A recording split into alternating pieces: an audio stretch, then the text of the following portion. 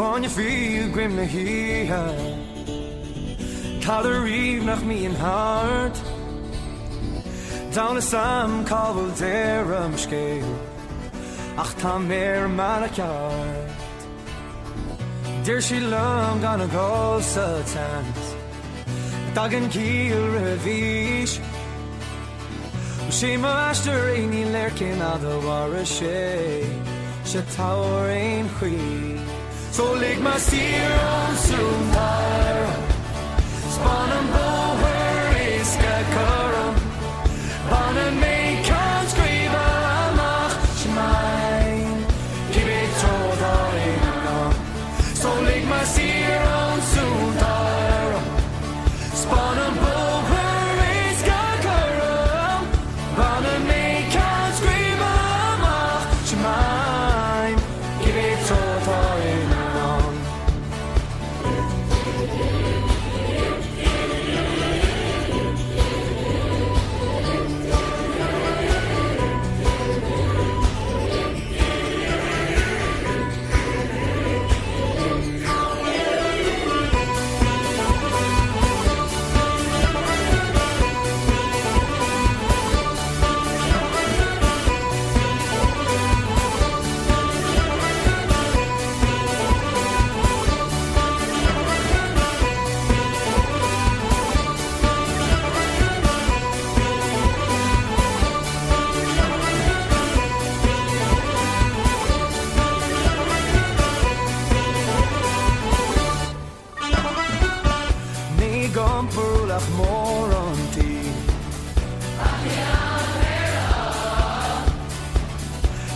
Trauma is een wienerhol vlieg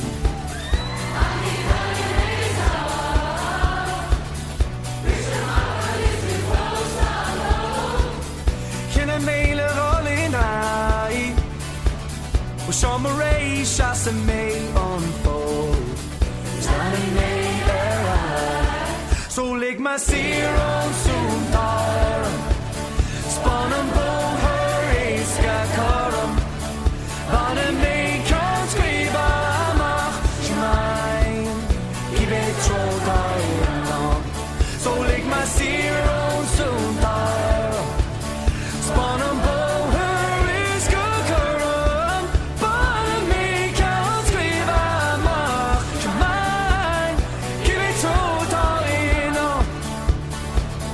Give tro daarin Give tro daarin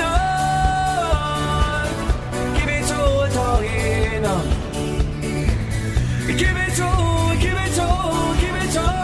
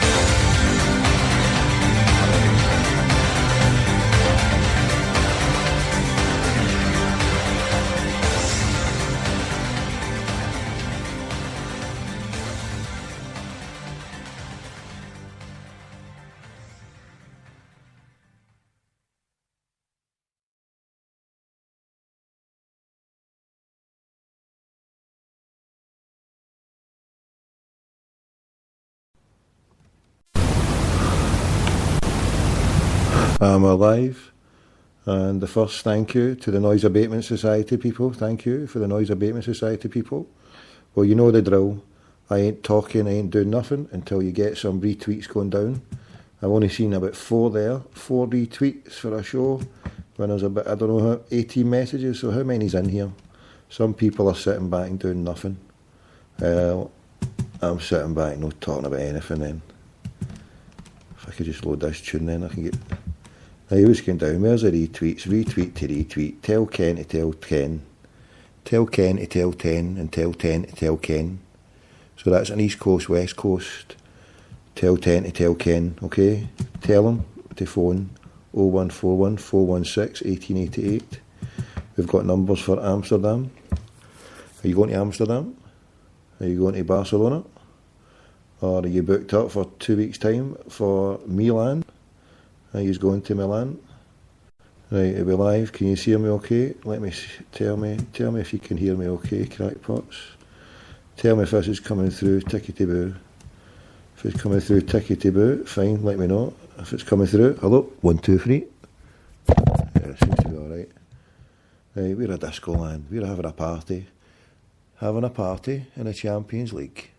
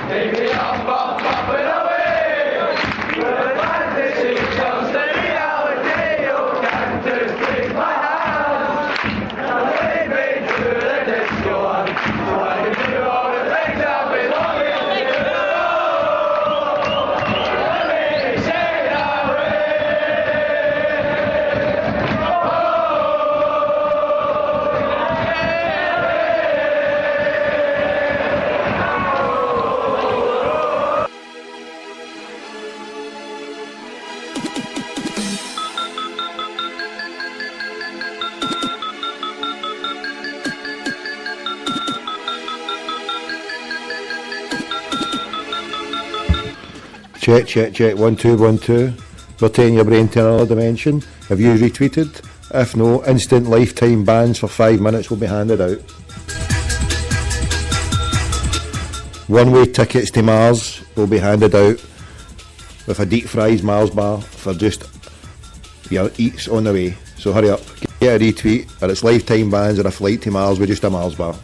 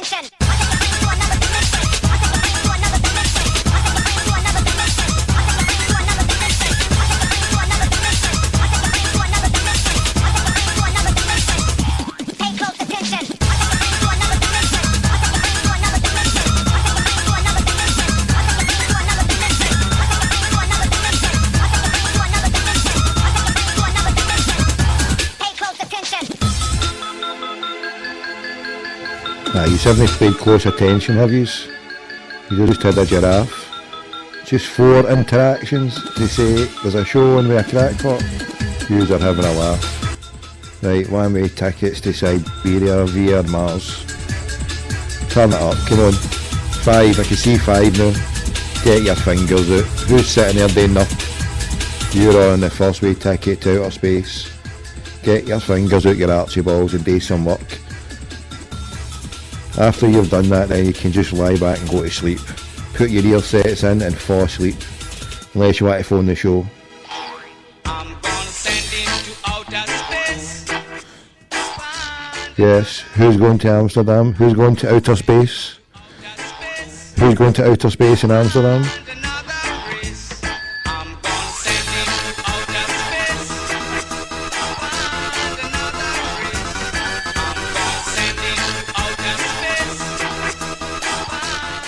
Well, we go looking for another race in Amsterdam. Rangers go looking for a stotty up in Arbroath, the Arbroath stotty. Oh dear. Free the people of Amsterdam. Free them. We'll have to free them. And the law can never scorn the right of a man to be free. Free the people. Let them have their say. Free the people. Let them see the light of day. A dismal dawn was breaking when they took her man away, not knowing what was his crime. Just what he was guilty of, not one of them could say, but they think of something in time. He says goodbye and remember, we shall overcome. Free the people, let them have their say. Free the people, let them see the light of day. Comforting her children softly crying in the night, she tries very hard to explain. You know your daddy never did a thing that wasn't right, so soon he's bound to be home again. He is a good man, and he shall overcome. Free the people, let them have their say. Free the people, let them see the light of day. What does it profit him, the right to be born, if he suffers the loss of liberty? Laws were made for people, and the law can never scorn the right of a man to be free. We are the people, and we shall overcome.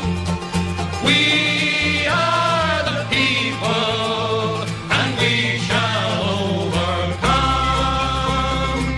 Free the people, let them have their say. Free the people, let them see the light of day. Free the people, let them have their say. Free the people, let them see the light of day. Free the people. Free the people. Free the people, let them have their say. Get that here. So, remarkable day today, Celtic.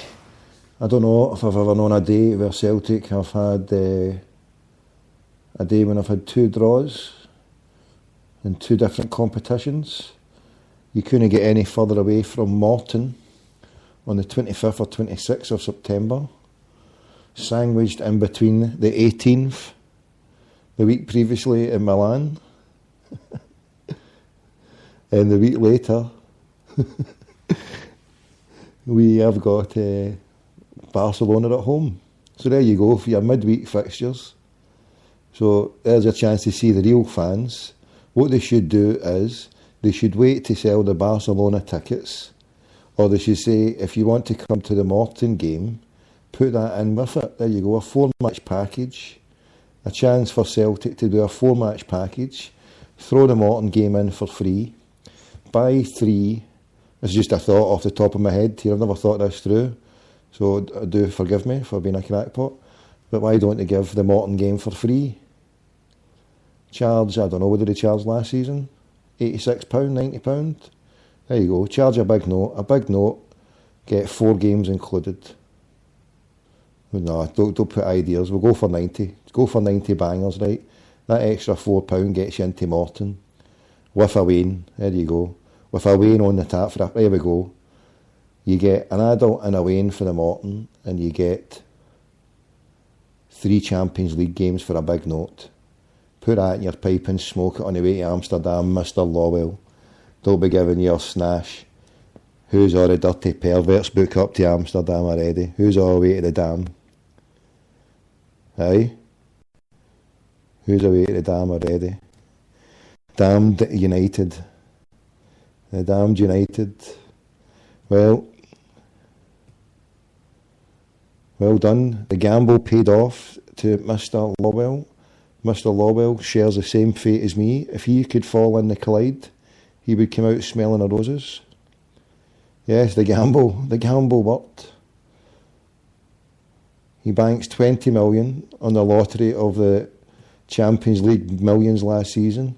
He banks another, 17 million profit from 3 players in 3 years. Cha-ching, cha-ching, cha-ching. And now on the road to more Champions League money. Let's just play with the Waynes. Let's just go for it. This is ideal. If you discount the Milan and Barca, and then we've just got a decider, a 2-legged decider in the middle who's going to decide what we want out of the group. Because let's be honest, with a group like this, we need to face facts. We ain't going out of here unless we get out third. And third for me is the Holy Grail. That's what I think Celtic should hope to get. Yeah, go for the last 16 of the Champions League. But we've been there, done that, seen that. So let's go for a wee run in the Europa, a la Benfica. Sadly, yeah, we can aim high and go for Lisbon. Yeah, let's live the dream. But I think we're living the dream, actually just getting past Carragandi. I know for myself, I owe a debt of gratitude to Lawwell, Lawwell if you want, but Lenny for engineering a team of players that have been they've been under strength. They've sold a top players, a top striker, a defender, bereft of the players who delivered us against a victory against Barcelona. We've sold them all, and now we're sitting at the table with Barcelona again. An absolute miracle. Well done to Celtic, well done to the fans who turned up last night, well done to Neil Lennon and all the players, and well done to Celtic PLC for having the gamble of their lives. And we're loaded surely, unless we've got serious amounts of debts. We are now officially loaded. Let's just open the soup kitchen, keep the money, get the youngsters in for Lennoxtown, play the youngsters, get Watt, Big Eoch, that poor boy that we farmed out to Kilmarnock. I bet he wish he was still here. Right, who's all gone abroad? What's going down here? Who's going to Milan? Milan in 2 weeks. Milan in 2.5 weeks. 2.5 Milan the 18th. Who's up for that? The next one, you're talking the start of November. That's probably more realistic, so you're talking, 2 months? 9 weeks to Amsterdam. What's the best routes? Who's got the best routes? One of my good buddies is booked there. How you doing, Paul? He's booked up 200 bangers, Liverpool. 200 bangers with Liverpool on the way to Amsterdam on a Wednesday, back on the Friday. Anybody else? Anybody else? Anyone? And this is on the live feed here or on the Twitter. So as we sit here, I'm just going to pull this up now. I'll give you a mention. Who was first in? Thanks for all the ones who've done a retweet to retweet. Tell 10 to tell 10.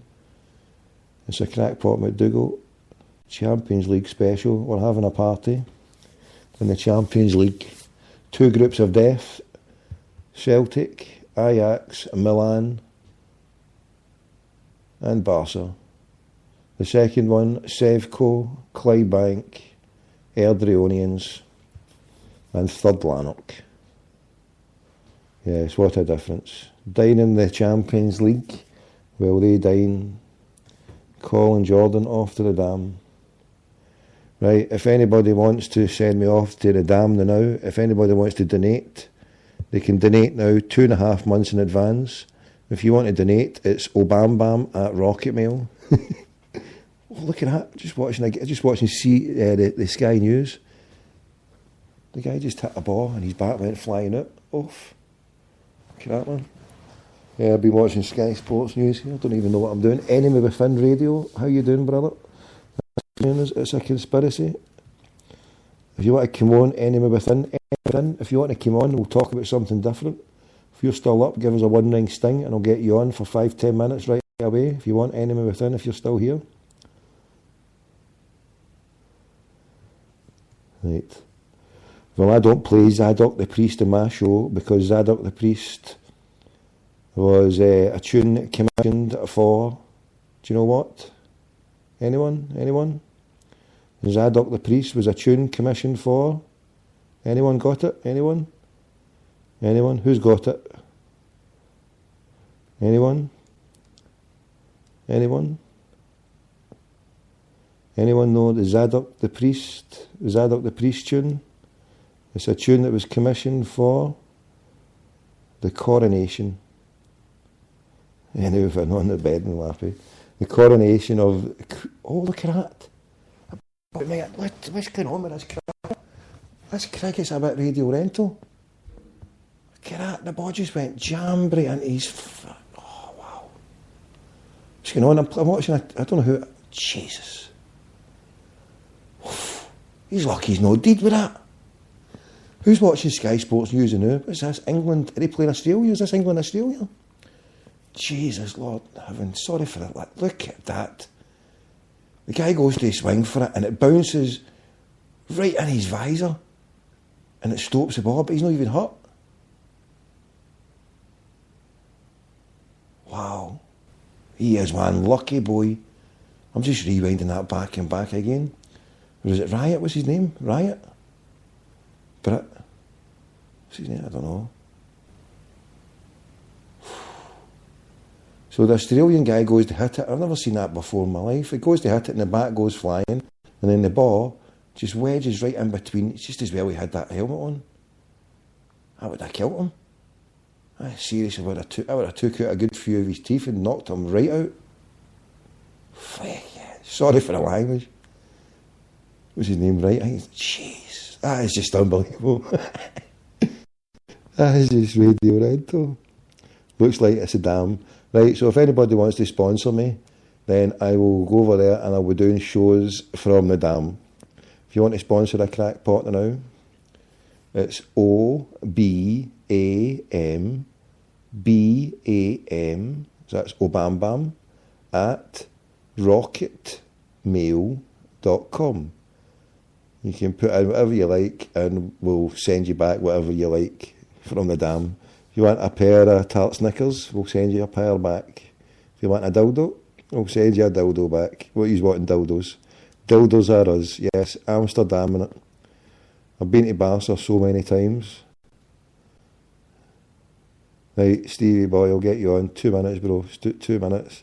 We're just lining everything up. Everything has been lined up. We're going to get a good brother on in 2 minutes. Anybody else wants to phone in? We'll get you on to chew the cud. Just stay there. Hold on, have you uploaded these ones? Yeah, we've got to play this. This has got to be played. Because we've got to re-invoke the memories of the 7th. The 7th. So there we go. Exactly a year on from the 125 of Paradise. It will be debauchery all the way in Amsterdam. Debauchery all the way for the mad Celtic fans going to Edam. A wonderful stadium. I went to see a game in Amsterdam. They played Roman Catholic Club, RKC. Has anybody heard the name? Roman Catholic Club. So this will be the second time if I get there. I'll be going to see Ajax play a Roman Catholic club. I was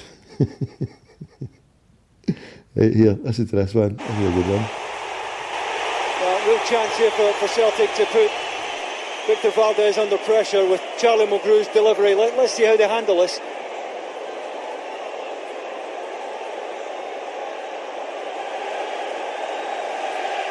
The scenario offers Celtic so much hope when this man is around.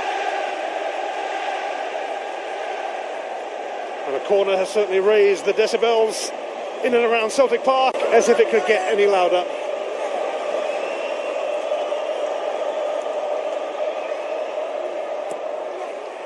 It's Mulgrew to whip it in, and Victor Wanyama has scored! That moment when a dream becomes reality.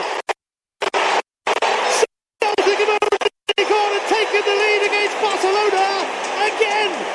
Well, we always thought they might be suspect from set pieces, and boy, does Victor Wanyama make them pay here. Started in a reasonably central position, just peeled off round the back. I think it's Dani Alves he gets above at the back post. Only one winner. It's a super header.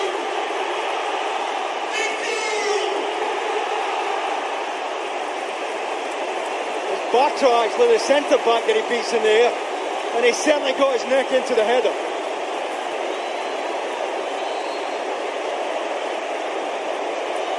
Celtic Park is rocking, jumping, bouncing.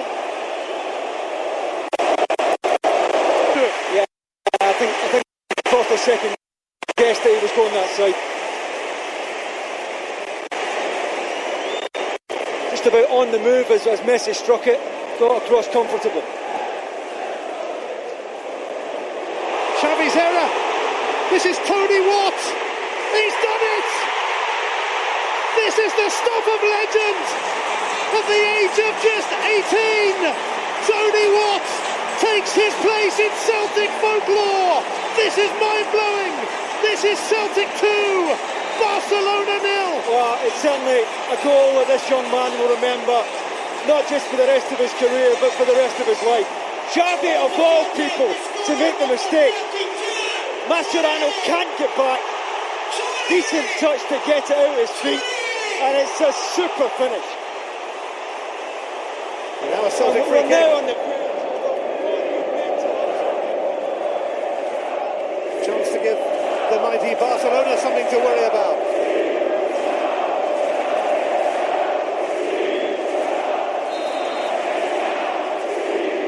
It is Charlie Mulgrew. Samaras, and it's gone in! This is staggering! A moment to remember for the rest of your life! Celtic have the lead in the Nou Camp, and the fans may want to hear that again! Celtic have the lead in the Nou Camp! Well, I don't care how good your side is, you're going to struggle to defend a free kick of that quality from Charlie Mulgrew. He drops it into the perfect area. They're defending right across the 18-yard box in a zonal system here, but he dropped it into a terrific area. I think it comes off Mascherano. Samaras certainly got a nick on it, but it again comes off Mascherano, and Valdez has no chance at all. He's wrong-footed. But what a good ball in from Charlie Mulgrew. Plenty of pace on it, comes in reasonably flat. And yet, Celtic get a break. Well, is it going to be enough? That's the question. Well, Sparta.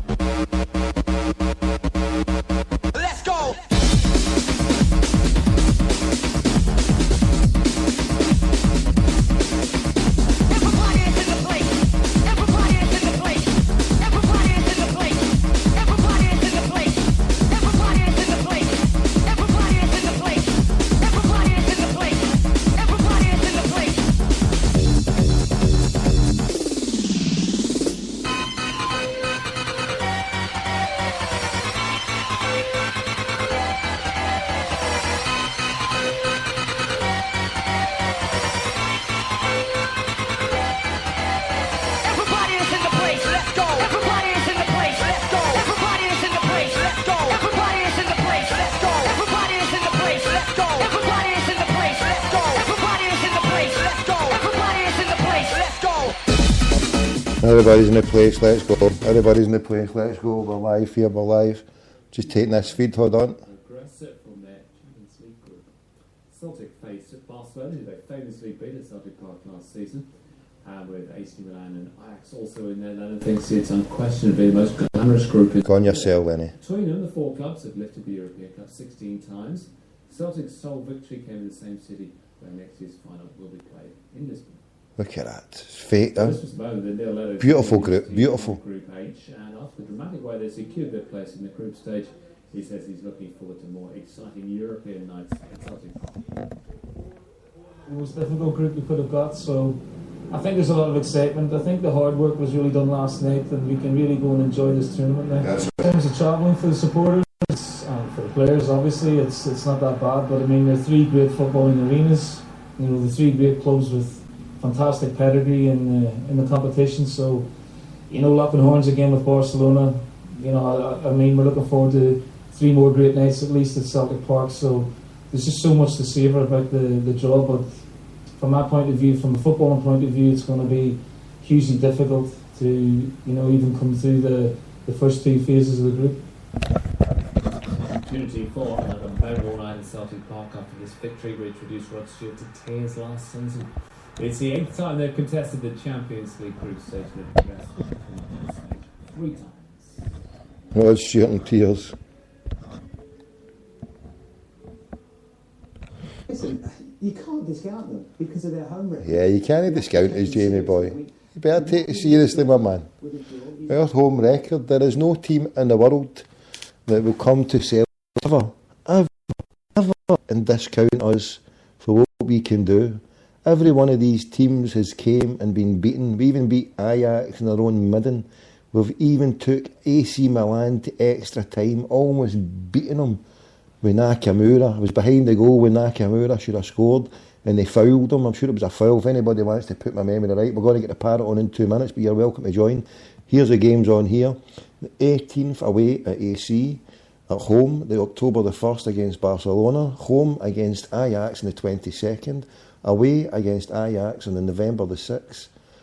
AC Milan at home, November the 26th. Barcelona away on the 11th of December. There you go. So we're up to date. So we're going to get a good brother on here.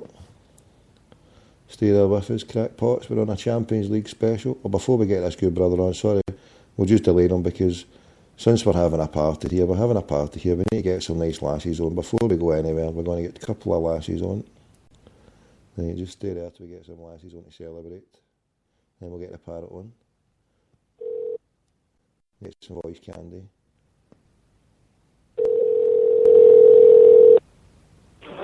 Thank you for calling the world famous Deja Vu located on Main Street. We're open until 5 a.m. Join us this weekend for Simple Sundays. This is Isabel. How may I help you? Isabel, how you doing? Can you hear me? Can you repeat that? Yes, I'm here to offer you tickets to the Champions League. Will you come and be my guest at the Barcelona game? Can you put a Celtic Bumblebee top on and then run onto the pitch with your Babylons bouncing, shouting up the Green Brigade, 2-0 to the Celtic? Can you do that? I think that's a deal. So we've got a lovely DV of LA. What was her name? Elizabeth? So we're going to get Elizabeth with a Bumblebee kit to run onto the pitch, pull her Babylons out in front of Lawwell and say, here's your 20 million, yeah bam. 10 million each. For each Babylon, right. Hold on, one last one here. We need to go trans-global. You know you're up. Oh, stay calm. Hello, Off, handkerchiefs at the ready, crack. Hi, this is Nikki Breeze. Nikki, what's happening? You want to make me feel so good? Celtic Barca. To the Moonlight Bunny Ranch. No, we're going to Amsterdam. Oh, yeah. Yeah, baby. We'll see you there. Off. Oh, yeah. Yeah, baby. So good. In the dam. Oh, yeah. Off. Yeah, baby. Right there. Right there in the dam. Oh, You damned oh, if you do. oh, You're damned if you don't, Nikki Bree. Oh, yeah. Yes, Champions League. Oh, yeah. Champions League, Nicky. It's making you wet just thinking about it. Champions League. Yeah, Nicky. Oh, yeah. Barcelona again. You take Visa. Oh, Milan. Discover. Ajax. Good old-fashioned cash. All the way to the dam. You can bank it. Exiting the system. Don't exit the system. Don't go by. No. Right, before we get the parrot on, hold on. We'll just one last wee bit of fun, right? One last wee bit of fun. Hold on. Oh, shit. No, what was the name? Oh, shit. What was the name of that called? Hold on, before we get the parrot, stay there. I'm trying to think of the name of this one. This was called...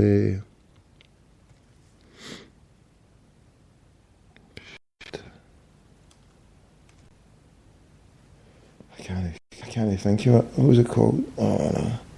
Right, hold on, right, stay there.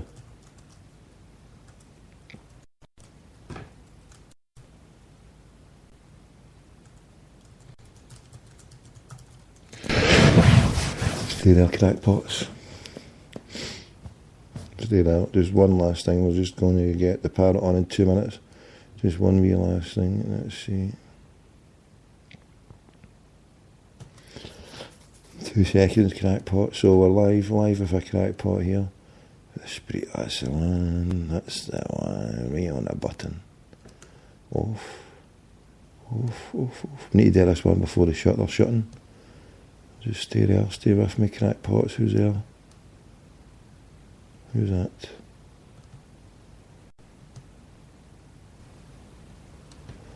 Indeed I will, Kevin. Indeed I will. We've got a parrot lined up in 2 minutes, but we're just getting a quick call out here. Stay there. Right, 2 minutes. Anybody wants a call, line it up, send me a message on Skype or give me a one ring sting. We'll get back to you. And we're just doing some housekeeping here. We're just on our way to stay there.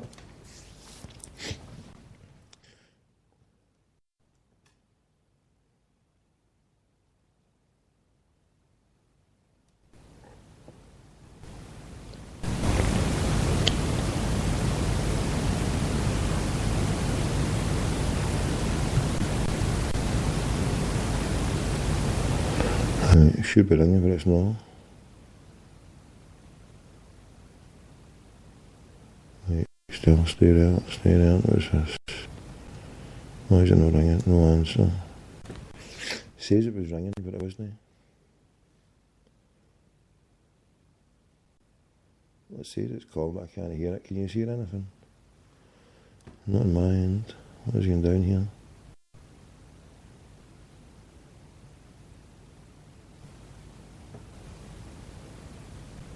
Come on.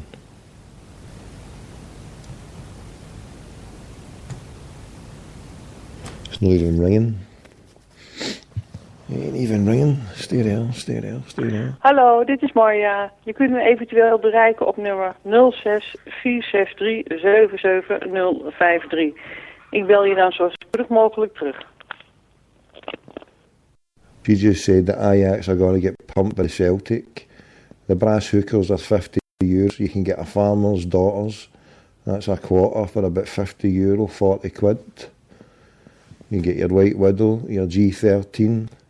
You can get everything that you want. So it's all there. It's all there waiting for you. Right. We just want to get an Amsterdam coffee house on the line. We just want to get a coffee house because all the brass hookers, they're lined up now, waiting for the tickets. The brass hookers have realised that they don't need the windows, they just need to get tickets for the game. So you can go to the game, watch the Celtic, bang a gas cooker, and watch a tick while you smoke a blunt. So you can smoke a blunt, brass a gas hooker, and you'll be sitting there in the VIP of the Damski. Right, here we go now, we're talking off Barney's. I've got a number in Amsterdam and it's registered at Barney's coffee shop. My name is Barney Clark at the Harmelstraat 102 Harmelstraat. I kid you not. I kid you frickin' not. You gotta love the Skype. Yeah, it's tulips from Amsterdam. How can you can't like that. I've got a number in Amsterdam. I've got a number in Amsterdam and I'm not even there. Yes, we'll take bookings for an Amsterdam number here. Barney, good afternoon. This is Leticia speaking. Hello. Hello. Is that the Barney coffee shop in the Harmelstraat? Yeah, what do you want to know, man? Yeah, man, what's happening? I'm just wanting to know, do you sell G13? Sorry? Have you got any G13? One second, please. Hi, Matt speaking. How may I help? How you doing, Matt? My name's Tommy. I'm just phoning to find out, have you got any G13 variety? I wouldn't know what you're talking about, sir.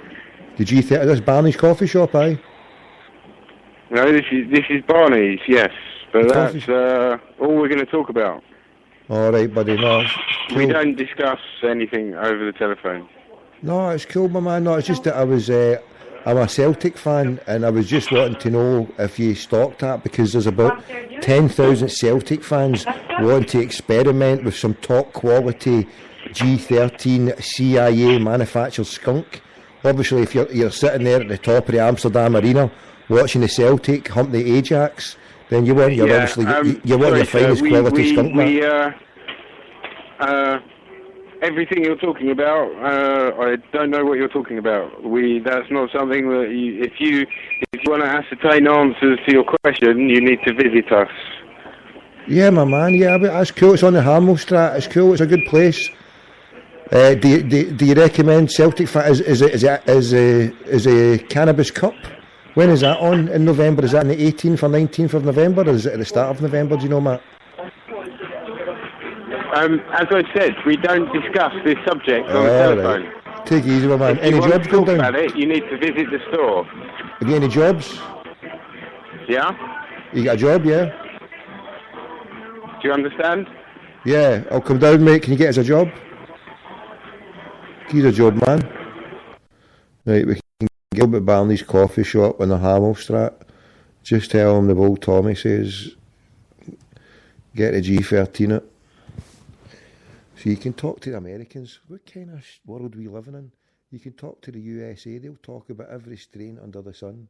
But the bold English Matt, if you get Matt in Barney's coffee shop, tell him I said he's a trumpet. Parrot, help me out. What's going down? I think you're going to send Cagney and Lacey out to the dam there. What's going down? Fucking hell. It's a crazy world when you can phone the US of A and they can sit there talking skunk all night with you. And you phone Amsterdam, an English guy clams up on you. But hey, who's going down? He sounded like Grant Mitchell's brother. He's got problems. He was chased out the spot. What's happening? You get caught with rolling a poodle. So what's happening then? How are you keeping yourself? Yeah, I was all good. Obviously, I had a couple of days sabbatical off Twitter. Just sat cleaning my tail with a few mellow birds. Outraged at Paddy Power after Caesar, the king of the Lithuanians, getting abused by the fanny boys. Stayed off his Dublin, mate. It's war. Lithuania, we're that potato munching squad of West Brits in Dublin. They're at it.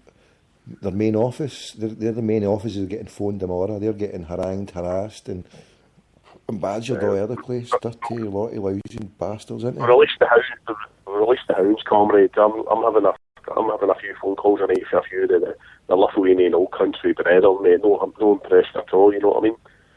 I mean, poor Billy. I mean, that was a joke. They let him carry. For his age, he must be touching 70. And they let him carry the big cup out there. That must have weighed a ton for him. You could see him, he was struggling to do that, and that knocked him out of kilter because he was struggling for a breath, it looked. And then they were asking him questions, and it got him a bit flustered, that I mean. God love him, that I mean. Everybody gets old, and I don't know, but God love it. Don't get me wrong, the lad for UEFA done well, you know, the best of the situation. It's great seeing Billy on it, you know. It's quite funny. Half of Glasgow was looking at the cup of the champs, and the other half of Glasgow was looking for the capo of the scamps who was sitting. They should have had Craigie in that crowd. He's done so much for Scottish football, hasn't he? Look at the two draws today. League Cup, in the Champions League and the Mankey Mob are nowhere to be seen. Would you reckon to my idea for that? Do you not think though, Thomas JC, next year can we not just see and say that hopefully, God willing, and praise a prophet that will be in next year's Champions League? See, instead of the fangled boys, can we not just get them all looking like craggy white googly eyes? Rather than they see through jars, mate, you know what I mean? Get it going. Even Figo, I mean, they were all struggling with him. I mean, unless you could pop it out, but when his hands weren't able to just pop it out and try to twist it, I mean, and then when he tried to get the last one, I just knew he was going to try hard for the last one. And God love him, I was just like, come on, open it up, Billy, come on, do it. Well, you've seen men, obviously, I remember Eusebio did it last year, the year before. You've seen the great Cruyff on there as well, older guys, and I think it's great to see the proper football player, you know what I mean? And it was funny to see Michael Owen shuffling out there. He looked worse than Caesar, you know what I mean? What did he win? What was his qualifications? I mean, that's what I was thinking about. I mean, okay. It was just because he was European Football Player of the Year in, I believe, 2002. Don't get me wrong, you were probably that game that night, that goal he scored against Celtic, mate. That's probably one of the best finishes I've seen. 2 weeks game into aye. Aye, you know, that was not be terribly stand that night. I with my Lena Martel Tour t-shirt on. That was a called you that night. But no, I mean, obviously, I know there's a lot of debate, and it's just good. I know it's been a bit of a mental week with what's going on, and I'll tip my hat, because fair play to Lobo, right? He's won it because I had a mindset. If the worst had happened last night, I was going to stay off Twitter and say, do you know what, I'm not going to go and say, oh, but I think it's good. I will apologise to one person, that's Phil Lennon, because I was going down the avenue, I called him an Uncle Tim, but delighted for him in the squad and the players, but it's amazing. We seen a performance last night where players actually played in positions they should be. Ambrose impeccable, even Mulgrew, who I'm not a big fan of, but Charlie put in a good shift. Anthony Stokes, brilliant, and also, you know, let's just hope that they back the manager who's got the board at the jail. We don't care what MD says. You can call it a gamble, you can call it a risk, you can call it world-class business strategy. Last night the players stepped up, and if you look, Lenny had seen what we were saying last week. You can't play Ezagiri, him, and he put, would you call it, he put Mulgrew, and then he put Lustig. I mean, Lustig is, I would go with him now. If he, I mean, at least we kept a clean sheet. That was the main thing. I mean, I watched even the draw today, right? And people can say that they won. I was delighted last year in my 125th year. I didn't have any mucking shite for in the UK, winning it by some fucking team from West London who go through managers and let me business. And it's the same as this year. Don't get me wrong, if we played them in the final in Lisbon, May, so be it. But I'm delighted we're getting Milan coming, you know, we're getting Barca back, and we're getting Ajax, so we're all good football teams with good pedigree. So it's a celebration of football now, and obviously the SFA is never going to acknowledge what we're doing. I think they grudgingly put out a tweet this afternoon, but there was other teams like Motherwell and all that thank this, because we've earned every SPFL team's earned £150,000 off a Celtic getting through there. And I know it's not much money, and it's good. It's nice as a fan and all that. And I know for years nobody likes Celtic and what we bring to the table. We might go to their grounds and sing songs they don't like, but it must be nice for a lot of chairmen to get that £150,000. There you go. That's 300,000 for each team Celtic has helped deliver. 300,000 in little over a year. I mean, that's over for 10 teams, 11 teams, so that's over would you call it over 3 million that we brought to other Premier League teams. That's some return, isn't it, for us? Well, the way I see it is, though, Tommy, it means then hopefully that the days of the rest of the Scottish football teams, including Celtic, playing this financial suicide, try to compete with an illegal organisation. It means now that £300,000 hopefully can go into grassroots football and develop the game in Scotland and go back to the old days of players come through the ranks, and hopefully if they're good enough they get picked up by us and they stay with us for a few years, and then they move on to other things, no better things, but they move on to other things, or maybe bigger leagues, night, you know, and it develops a national team as well. So it's the stain that's been over Scottish football for 20 years. It'll take it. I mean, there's grassroots coming through. There's been a great crop of players coming through. Celtic, Dundee, United, Hibs. I mean, the Hibs ones are dying out a wee bit now, but Arsenal got some good players coming through. Aberdeen's had some great players who have maybe moved down to England a wee bit too soon. But no, it's all good, mate. Looking forward to the game at the weekend, and just hoping that the manager gets the players he wants coming in, mate, you know. And I mean, I said earlier on, at least with a hard group like this, the pressure's off, and we should just go out and enjoy it, knowing that it's probably going to be a shootout between us and the Dutch mob to get third. And I think we should be happy, because last season we achieved something remarkable, and I think we should be realistic and just be happy that we're here for the second year in a row. Bank money, if we're strapped for cash, if we want to save cash, because, I mean, think about it, we're not getting the full picture. So if they're sitting banking the money because they've still got another couple of years and they don't know what's happening, maybe part of the plan is if they can get through and do the same next year and get the Champions League money for next year, and then they're home and hose, because maybe they are suffering with the loss of the money to the Mankey mob. Maybe it is. I mean, psychologically, it seems to have changed the management team, that they can sit back and relax against the Diddy teams, but then put something out against the European teams. And that's good. I mean, if they can do that and do another run in Europe, then it's fine and good. But it's just a shame for all the fans who go to the league games and have to watch a lot of draws. But I mean, we can't have everything. I'm just happy that we made it, and I'm happy to eat humble pie or any pie.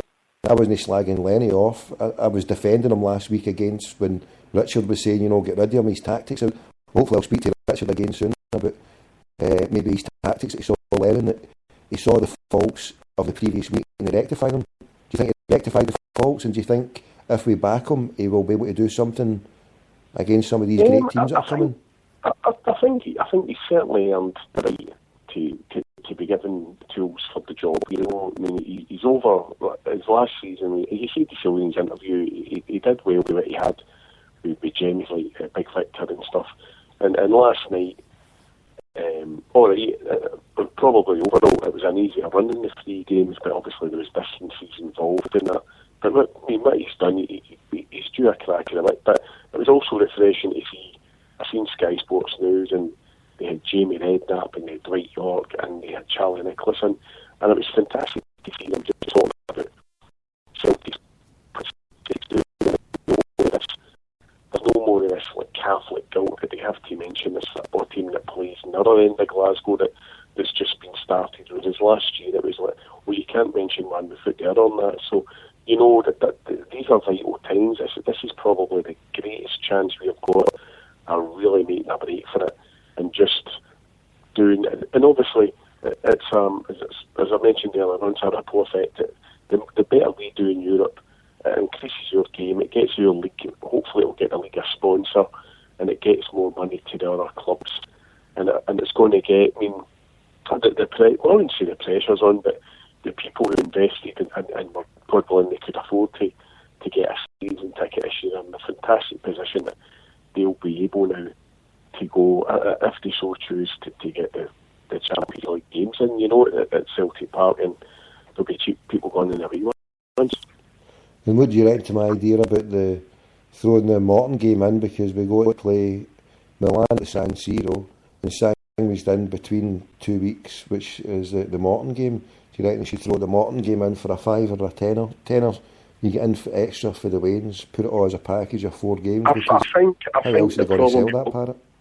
I think the problem with the cup games is that it's retrospect that the other team you're playing against have got to agree to whatever sort of deal you're doing. But I mean, you don't get the wrong. It's daft as it sounds.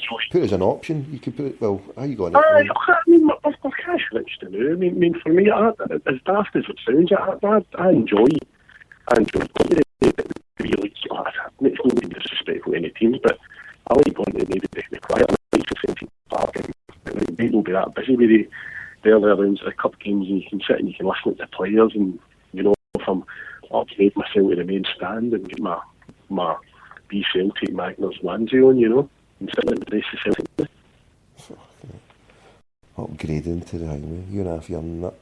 So you planning to go abroad any games? You going to try and go abroad? Do you know what? I'm going to have to check the piggy bank, mate. It's quite ironic. I worked away for years and I never went to Amsterdam, and then I went to Lads for a couple of days. Well, that's another story. We stayed down the Red Light District, and the digs we had made the Belgrove in London Road look like the Beverley Wiltshire. That was an B&B we stayed at. Oh, no the best, mate. No the best. And then I went there with work the following year, and I was working with a lesbian girl and I was working with a Mormon girl, and I get the day off work if I took them into Amsterdam for the day. So that was a couple of funky old Adidas retro shops there. I meant to say to you, actually, you'd love it. I've got an old Adidas football strip, and it's got the Rasta flags, badges on it, with the 3 stripes going down it. Is it? Yeah. So, I'm just looking at tomorrow's game. Tomorrow's game, Bayern against Chelsea. You couldn't add them in either. What's that? Chelsea against Bayern Munich, and it's Mourinho against Guardiola.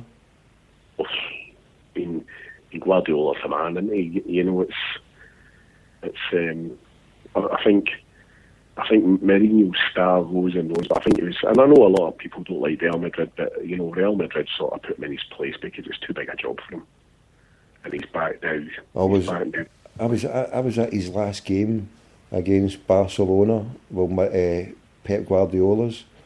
I was actually over that one there. It was Hingme. Did they play any more after the 28th? After that game in the cup there? They never played them again. I was at the one of the cups. I was at the last Mourinho's one, and I was at the last one where they played Guardiola. But the one I loved to be at was the one when it was 5-0 when I took my wee boy for his 10th birthday. That 5-0, the way the place just rose. I was like, wasn't the only better way would have been Celtic to beat that bastard 5-0. But for my first game after with the one where they beat us in fucking Seville, so it was a wee bit of justice to see his team getting fucking horsed like that. I don't know, it's just, I like some of his quips and his comments, but I think he's just an arrogant wee shite. I can't be bothered with him. I can't be bothered with the fascination. For a while I used to like it and I was full bit, but now I think he's just a wee bastard. He's just a wee... He's quite like Brian Clough for a European, you know, but I sometimes struggle to think that he actually worked for the great Sir Bobby Robson at one time, you know, a very... a gentleman, you know. I mean, obviously, you were probably at the game that night in the 90s when, it must have been the 90s when they played Barcelona, when they had probably the best Barcelona team I've seen. It's probably the great Prosanetsky playing, and Bobby Robson, God rest his soul, was a manager, and obviously Mourinho was on the bench that night as he's interpreter or whatever the hell it was. So I think, you know, and I remember Bobby Robson coming out, and probably the best thing I've ever seen in football for the coaching side, and he just came out and he whistled and he rotated his arms and you dive into La Pena, I'm trying to remember who else was in that Barcelona team, great side, and so I just looked at the bench. Robson rotated his arms and then sat back down, and the whole Barcelona team just changed formation on the strength of a whistle. And you see Mourinho doing this in this modern day, and everybody's, especially like Sky Sports, they herald him as something out of this world, and it's something like Bobby Robson was doing 20 years ago, you know. So no, it's for me that it's going to, as you say, it's going to be a bit of pill to swallow, because the people who's got their season tickets, and there might be games that's not going to be great and stuff, but hopefully with the younger players coming through, it's going to be an opportunity for the squad to get utilised, you know, and the young Bosnian lad that came on, Artic, he came on last Saturday, and he was like a breath of fresh air. But no, I was delighted for James Forrest last night, and Anthony Stokes and that, you know, and Samaras, and I mean they all did ever so well, mate. You know, it's just that I think it was Jake the Snake on Twitter tweeted the fact that the Kazakhstanians actually had a plane ready to take them after the match straight to Monaco, thinking that they were going to be going over for today's draw, mate. You know, so no, it's a great thing for Scotland. And it really, for the club as well, it's never happened. It keeps there, and it's going to be interesting to see how my friends in the Scottish media who yesterday in business reports come out, and newspapers like the Scotsman's are down 20% again. You know, so I mean the thing is, I'll still buy a newspaper if I know it's good news in it, you know, but it's just so hard to get a decent, constant sports page to trust. It's been, you know, I mean, as I say, as we said, I mean, somebody else say that Mr. Hopper said that, he must have ice came through his veins, because by watching that game last night, you're like, oh, where's the goals going to come from? So I just hope that the managers overachieved and overperformed, and hopefully he's suitably rewarded by getting. So I know what we're asking is, you know, we're not asking for the win, you know, we're just asking for a bit of investment, get the squad a bit top of last year. But it's quite ironic when you think the tweets flying about, and you wonder what guys like, obviously Kevin Wilson's not, because his was a valid family reason. But boys like Gary Hooper and even Big Victor must be sitting going, and I don't care what MD says, because football players are very vain creatures, they always have been, most of them anyway, and you'll think they'll be sitting in the Norwich and the Southampton respective hotels one night, if they're staying somewhere before a big midweek game or something, and the Champions League's on. And I know Hooper didn't play against Barcelona, but Big Victor will be sitting going, oh, that was me last year. And I think that's the reality hits home for them, Tommy. You know, you can have all the money in the world, but, you know, I thought it was absolutely fantastic that you see some of the media gentlemen last night, and you seen guys like Alonso at Real Madrid, who obviously won the European Cup with Liverpool, and you seen him tweet and say he'd love to go to Celtic Park, and that's what it's all about. And it's the people who go there, and it's the people. And even if you're not going to the game, it's exciting. It's how our club as a brand is portrayed around the world. It's the CSEs around the world. People staggering out, going out to watch a Champions League game. It gives our fan base and worldwide the platform and stage that we deserve. That, no disrespect to the best PFL teams we're going to be playing. You know, we've got Barcelona, we've got Neymar coming to Celtic Park. You know, Neymar. You know, hopefully he's better than he was last year. So, no, it's just going to be great, mate. I seen tonight a few Ajax players are being headhunted by Liverpool. I think one of them may be going to Atletico Madrid. So, no, it's going to be excellent, mate. You know, and it's going to give the city a few pounds, and it's good. Like last year, you know yourself, Tommy. It was a lovely atmosphere, seeing just football fans of all nations just walking about Glasgow city centre and heading to the Old East End and it's a carnival celebration of football. And as I say, I'm just delighted that certain teams on the coming to paradise, mate. You know, I like to keep the place clean. Allegedly there was a few zombies trying to break what they were at the game last night, you know, putting £25 into the coffers. That's the main thing. That's the thing that, I don't know, I think it's probably stressed Lenny out so much, is because without them being there, you just know the media is ready to go fucking OTT on us. So the fact that we need it. I think it was. I don't follow much media. If it comes to the Scottish stuff, I follow Michael Grant. Michael's very good, but I do enjoy. Excuse me, I'm going to sneeze.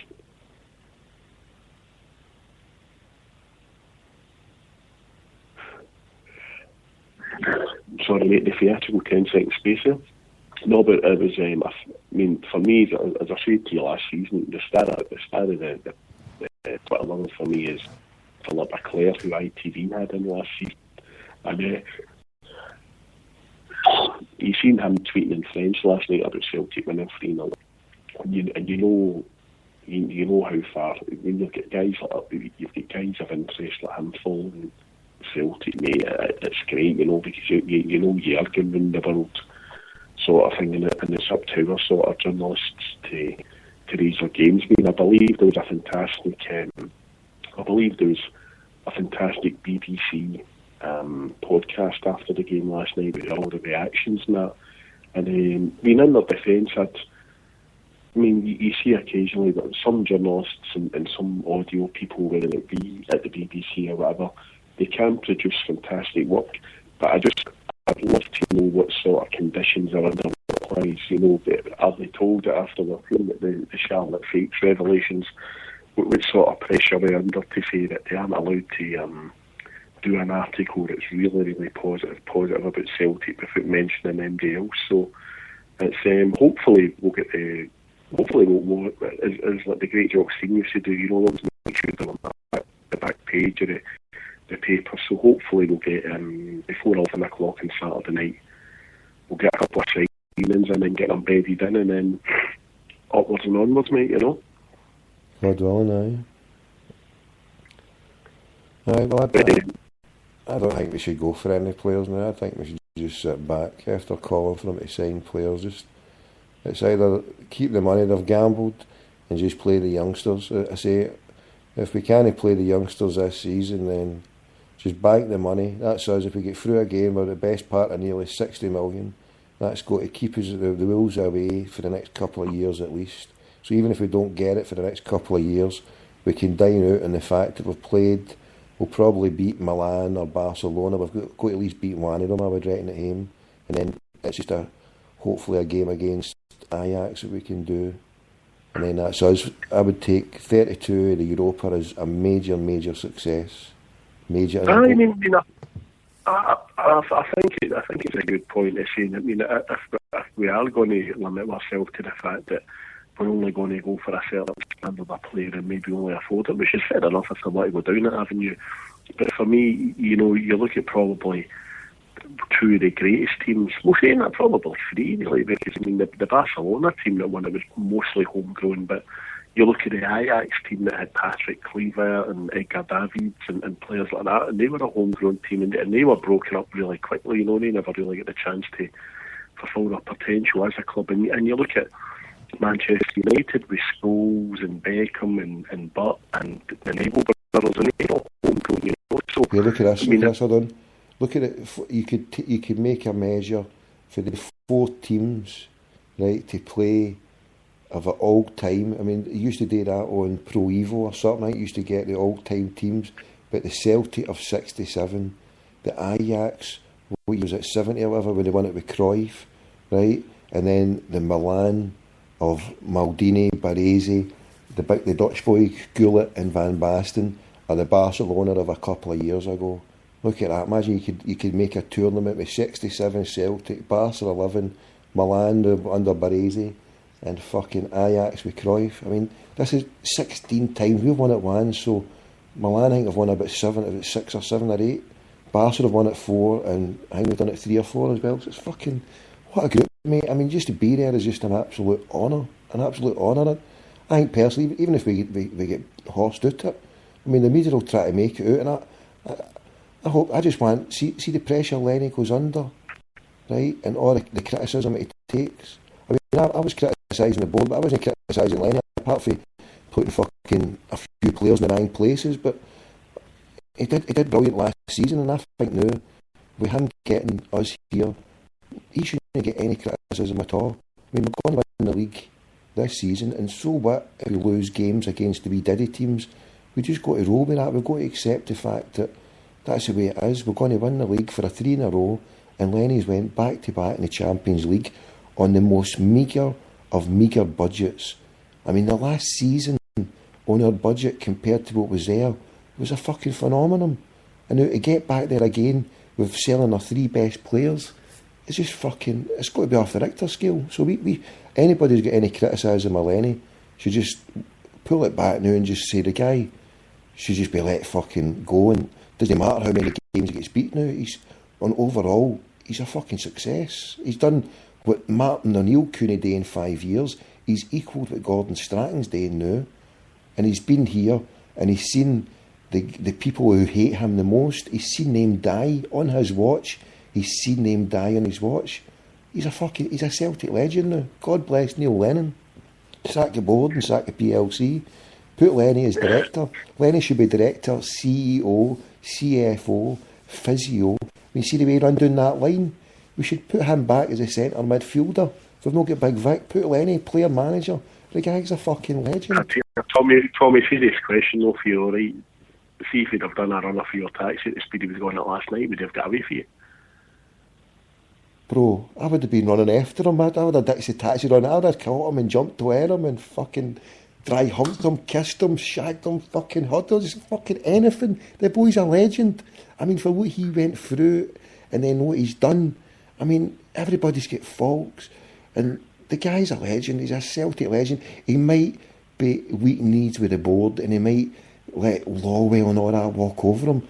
But what he's done, and then he's still able to say that's the best thing I've ever done in football. Every season he's been there, he's produced wonder after wonder. When he was with us as a player and as a manager, the guy, how anybody can criticise him now is beyond me. I think that, you know, obviously the way, as you say, with Mark O'Neill, and obviously Mark O'Neill got to bring in proven product at top dollar and keep them. And keep so for Neil Lennon today, and obviously we're talking football, we're talking basically in the infancy of maybe Abramovich and stuff like that, you know, before he was just going to turn English football upside down and really start the vile thing. I mean, the Galacticos were really running the show at that time, but you look at what he's doing and the strength of with a project, you know, we're doing what Ajax did, we buy cheap and we sail on, and he's always going to struggle to get any connectivity. Maybe needs Scott Brown probably will be the last player that probably, unless we get somebody loyal or somebody who's homegrown and wants to stay, we're going to struggle to get players who stay to hang up. No, you're kidding on. You're kidding on. Look at Samaras. Players fall in love with this club. I mean, Samaras, he's another player where you've just got to bite your tongue when he has an off game where he's not playing. I mean, he's not played all season, and then look when the game of all games, and he turns up and he plays like that. I mean, you've got to cut him a heavy bit dose of slack as well now. I mean, he's a legend. He loves the place. It's just obviously, I mean, Brown and obviously, hopefully Samaras and the guys who do want to stay along. But obviously, you're going to get your Vanyamas who want to listen, fair play, you know, and this is our main attraction again. Players is what we can say, come and have a good 2 year here. You want the mix of people who are staying about. You want the youngsters coming through, and you want your players who are gems and are diamonds that we can help polish up. And then the English League comes in with the big money. It's a win-win-win. You know what I mean? We get a player, we help him. He helps us get us on the big stage. And I mean, my stuff last. I really panicked. I thought, I mean, what a wonderful chance against Carragandi, and I thought we were blowing it, but no, you know, looking to invest. And maybe the plan was perfect. Well, the plan was perfect then, isn't it? I mean, just shows you. But still, I'll get my criticism against the board, because prior to that, right, everything was diverted for kicking Celtic fans out. Or for threatening them. Then I thought that was scandalous. You know what I mean? For a couple of weeks, having dispersal notices, and still for me, I'm still sitting by it, and I'm still contemplating how we could make a soup kitchen out the East End. I looked about, there's quite a lot of soup kitchens at different nights in Glasgow, but I mean, you couldn't do a thing about it. What would be good to do was, especially during the winter, to take soup during the daytime to the wee pensioners. But then I dare say they've got that Meals and Wheels, they've got Meals and Wheels, but there's something that should be done for East End people. I mean, with all this money coming in at Celtic, the club should be doing more than just taking the money for stand petrols. I mean, that's all well and good, but we should be looking to do more for the good people of the East End and the people are round about the Carlton and Brixton, because there's high amount of poverty round about that East End, bro. High amount of poverty. I think you see the difference. I mean, obviously, I was at the Celtic Graves commemoration on Sunday with our first who's listening. I'll dip my hat to the capital of capitals. lovely sports utility vehicle, and he'd Luna Martello in his iPod. That's how Arthur rolls, God bless him. Who's that? Arthur, listening to the show. Oh, Arthur Russ, right. Aye. So me and Arthur attended the Celtic grave ceremony, and you walk around East End, and there's major redevelopments at the moment with the Commonwealth Village, and where the old Belvedere Hospital was is new housing and all that. But and it's no disrespect. You go back down the back of Westmuir Street, right? See where that Celtic bar that is, the one at I can't remember. Is it Westmuir? No, Tollcross Road. You go in that wee scheme between Tollcross Road and Westmuir Street, and you're dealing with money bare out there. That place, you wouldn't put Arnold Schwarzenegger, you wouldn't put a team of superheroes with Superman, Batman down there at midnight. That place is just... Wonder Woman would fucking take you there, don't worry. But I know you're saying it. It's quite... It's heavy positive about that hangman, mate. And Celtic don't seem to care about the way... I think for me it's quite discerning that we've got this big stadium and we've got Brother Wilfred, God rest him, outside the front of it. And I'd like to think, I don't think even the most fervent militant left-wing supporters of us who are board haters and that, if the board come out and says, and I know it's probably against business law and the accountants would have a jam if you mentioned it, but if you were to say there's £1 million to free soup kitchens, me football fans going to miss is saying the Carlos kickable if you know what they're doing. I'm not saying we're going to players out when Tommy Burnsville dressing with it, the players out volunteering and doing the soup kitchens, but a decent sized donation that would make every Celtic fan walk up to that grounds saying, well, that we are contributing to the community as we always have done. Well, do you know what I mean? There's soup kitchens with various charities and various churches, and Church of Scotland, and dare say there's a Catholic church doing the odd one. There's all different ones. So there's scope to do it, and there's always scope to find something, a market that's not been opened up. In Celtic, I never see anything at the East End. There's ones all over the tune at different nights, but I don't see one in East End.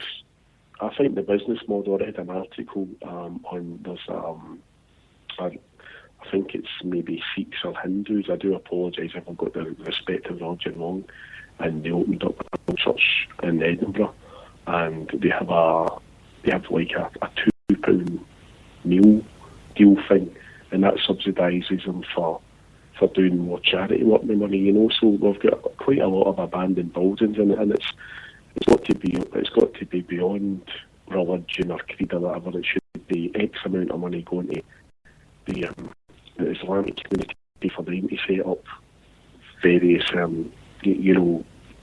places for people. I don't like the word soup kitchen, but a place of shelter for whether it be the Salvation Army, Mary's Meals, St Vincent de Paul, whoever's going to do it, but get some of the money saying, all right, we a percentage of money we make for selling players goes into our community to feed the folk that can't really afford it, mate. But discreetly done. I'm not saying banging the drums about it and chanting people's door. No, but we shouldn't. But hold on, Parrot. We shouldn't just pay lip service and go on the back of a game where Celtic fans fund it. I mean, I know they do the charity work, but they shouldn't besmirch the memory of Brother Wilfred and the way they did last week, mate. That's still rankles with me, mate, because you don't pay lip service to that. You do something concrete. I mean, sack your £5 million player, like you say. I mean, the wages of Paddy McCourt, where did they go to? How much did he get paid last season? Was he on 10 grand a week? He was on 5 grand a week. You think of 5 grand a week? 5 grand a week. Hold on, Parrot. 5 grand a week for a less than average player, that not even a top player that we're signing, and just 5 grand a week. You think your amount of people you could feed in the East End with that? Just 5 grand a week. Well, I mean, it's a good thing, and hopefully, I'm delighted. Hopefully, everybody's seen it. I'm delighted that Celtic's finally broke the shackles with Thomas Crook, and we're no longer in cahoots after 8 years of the fans getting robbed. But with catering contracts coming up, you know, I was in the Kerrydale Bar once and I seen the Bold Scouts playing for the season, but you know, you could have a wee thing set up with Mellow Birds or whatever, you know, 50 pence a Mellow Birds and 40 pence it goes to the charity every week, you know, to feed. But I mean, I'd love it. There's one of the coffee bars in Glasgow, one of the chains on Queen Street, and the food that they don't sell, the day everything's fresh every day, and the stuff they don't sell is collected by respected local charities and is handed out to the homeless and people who need it. So, you know, I mean, we're looking at, we're in the 21st century now. I mean, I like stuff like sushi and all that, believe it or not. There's may shock a few in the chat room. But, you know, you can have cold sandwiches or whatever. I know in the companies that may be doing Celtic's catering at the moment come up with say, no, you know, we can't reissue hot food and there's health and safety connotations. But if you keep sandwiches in a refrigerator and it come 5 o'clock or 5:30 and the game's finished and they haven't then been sold, you know, if you were to say to me, listen, pay £2.50 for your sandwiches, they would be £2, but we're making them £2.50 because when they're not sold after the game, they're collected up and they're given to charity. You know, and you know, all right, I might be paying a wee bit extra here, but you know, there's that. I think you said in your show about you see it on Twitter and Facebook about the people who buy they buy the coffee, then they put one on the house for somebody who can't afford it and pick up a free one, you know. So, you know, it'd be discreet. Nobody's getting embarrassed and nobody's getting made to feel like, you know, the Son of God they're dishing out charity people and it's all discreetly done. But you know, it's time hopefully for the club to really kick in. And there's the bills of support. The support have been fantastic with the 125 and all the events and the guys and girls doing the hill walking and the people doing the Kano Foundation stuff to get the mains in for the football. But being the next I'm shaving my chest for the suicide thing, for the suicide of Ohana family. Where did you go the other night? You were kicking about when I was talking to the lovely Mia. Are you shaving? What are you shaving? What are you going to shave? Are you going for a boss sack, crack and a hack? Fucking, hope you're getting shaved. You're getting tied down and shaved as well. If I'm getting shaved, you're getting shaved. You're just going to look like a pair of fucking big fat fucking jelly babies walking about Glasgow with no hair. You're outrageous. No, I tell you, that was a fantastic bit of audio, mate. You know, and I'll always call you a capo there, because you can turn your hand to anything, mate. And it was great you gave that lady an opportunity to come on and talk about something that, you know, a lot of our mainstream media won't even touch. You know, so no, it was great, and I'll have to bear witness to whatever you say you're going to do, mate. You know, I don't know actually. I tell you, I've got quite the only part of me that's heavy is actually my legs, so. I'll get my legs waxed for you there. Bang. If somebody, if Chaz Duffy and Deco send me, if they get me $100 for each of our respective CSEs, I'll get my legs waxed. There you go. I'm not getting anything waxed. But with the amount of hair I've got, I'll be able to. You'll be able to get Duncan Goodhue a wig. You'll be able to get everybody a wig. I mean, I casual research will get enough wigs for about 1,000 out of my hair. You look like Chewbacca. You look as if the Millennium Falcon landed at Chernobyl. If they didn't wax, you know what I mean? Jonathan driving a spaceship to Chernobyl. You thought, Chewie in hair. It's got to be done. I'm getting shaved, mate. Shave everything, mate. We'll have mate. It'll be me, you, and Gail Portland. We'll have to go a bucket hats for 111, mate. For no hair, you know what I mean? And that's a challenge in the chat room. So if people donate into. If you get your PayPal and all that set up, if Chaz and Deco and whoever else, anybody for the section 111, God bless them, and if anybody gives me a couple of pounds, I'll get my legs waxed. So there you go. And I never do it like that. I tried to grow a moustache last year for November, mate. I was putting baby bile and everything on that nothing was working, you know. So I'm not doing that this year. This is my yearly challenge now. So I'm going to get my legs waxed for the suicide awareness charity over in Ireland. So don't see us Polacks don't get into the Emerald Isle. That's all. So I know Deco and Chaz and Kay will be listening in, so that's a challenge. Get a few quid for the old. Get the parrot tarred and feathered. That's the deal. Oh, hold on, I'm just getting a message here though. Hannah sent us, say hello to our Scottish friends. Well, look, years ago on holiday in Waterfoot, we used to write a message in a bottle and throw it off the bridge in Glenariff to bob its way across the Irish Sea. Sometimes the bottle floated to Scotland and the person who picked it up wrote to us to say it had arrived safely. This week we wrote a message on a hashtag. Again, Scotland picked it up and let us loose on the airwaves. The Ohana Centre would like to thank Tommy in Glasgow for having us on his radio show for 45 whole minutes. Tommy the Taxi Driver internet radio show. You can listen to Tommy by following the link above. Oh, the Ohana Centre. You end up getting a people who's out of this. Remember, I'm your agent. You end up driving a Copenhagen, Chief. No, but listen, as soon as I see that, you'll be doing ghosters in St Peter's Square after midnight in Papa's bed. You're outrageous. No, but listen, the bit that appealed to me is because I shaved my bonnet. Once I've had enough of my hair, I just get shaved. I go for looking like Chewbacca, an extra a BNP fucking. I don't know, the last time I had Men in the Birds, we had the Britney Spears bunches going on, didn't you? Neil Hine. Britney Spears bunches? That's up. No, but what do you call it? So when all I seen was them shaving their heads, and I thought, oh, and then the suicide bit. So I mean, I did nothing. I mean, they're just like lassies and boys trying to do something. I mean, I see it all the time in Northern Ireland. People are killing themselves for no reason. It's a crime. Well, tell you what, should we up the ante? Should we get probably the lad listening to the show? If no, you'll be in St Dunes tomorrow night. Paddy Brennan should get a Mohican and walk about West Belfast like Mr. T for a couple of weeks. If me and you was walking about like a pair of old chooks, mate, with hair, you seen them walking about West Belfast with a Mr. T Mohican, would you reckon? That's an idea. Paddy Brennan is Mr. T. Walk about West Belfast with a haystack t-shirt. With a black boot polish as well. Yeah, let's not go too far, Chief. You'll end up getting shut down. We'll get Ron Atkinson phoning in anyway of that cash and carry. I'm just going through it. Oh, I can't believe that. Message in a bottle. Oh, I'm going to have to get messages back here. Right. You better get somebody of relevance and competence on. So remember, Duffy and Deco and Divine, get some shekels in. Otherwise you'll be using my leg here to cover your hair for your next Holy Communion capel. Right. God bless then, right? Hail, Speak to oh, the line was dying there. The bull parrot. The line was just gone. That parrot there from his perch. The parrot from his perch.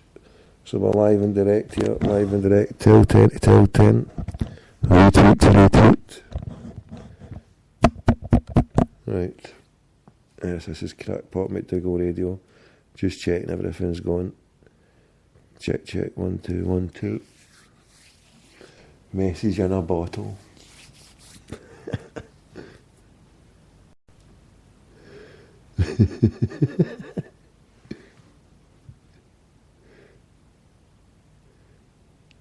Oh. Right. That's good to talk, innit? I was on looking there at jobs over in San Francisco. Some amount of sales job going in San Francisco. And I mean some amount of sales job. I've never seen what was going down in San Francisco. Have they got no salespeople?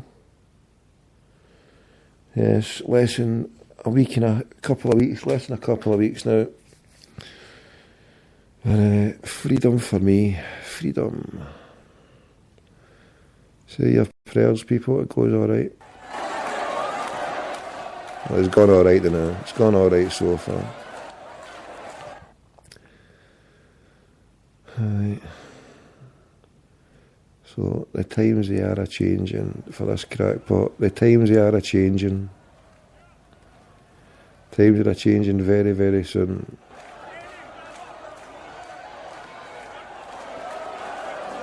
And we'll bring you this here. Some lovely Celtic fans celebrating the Champions League.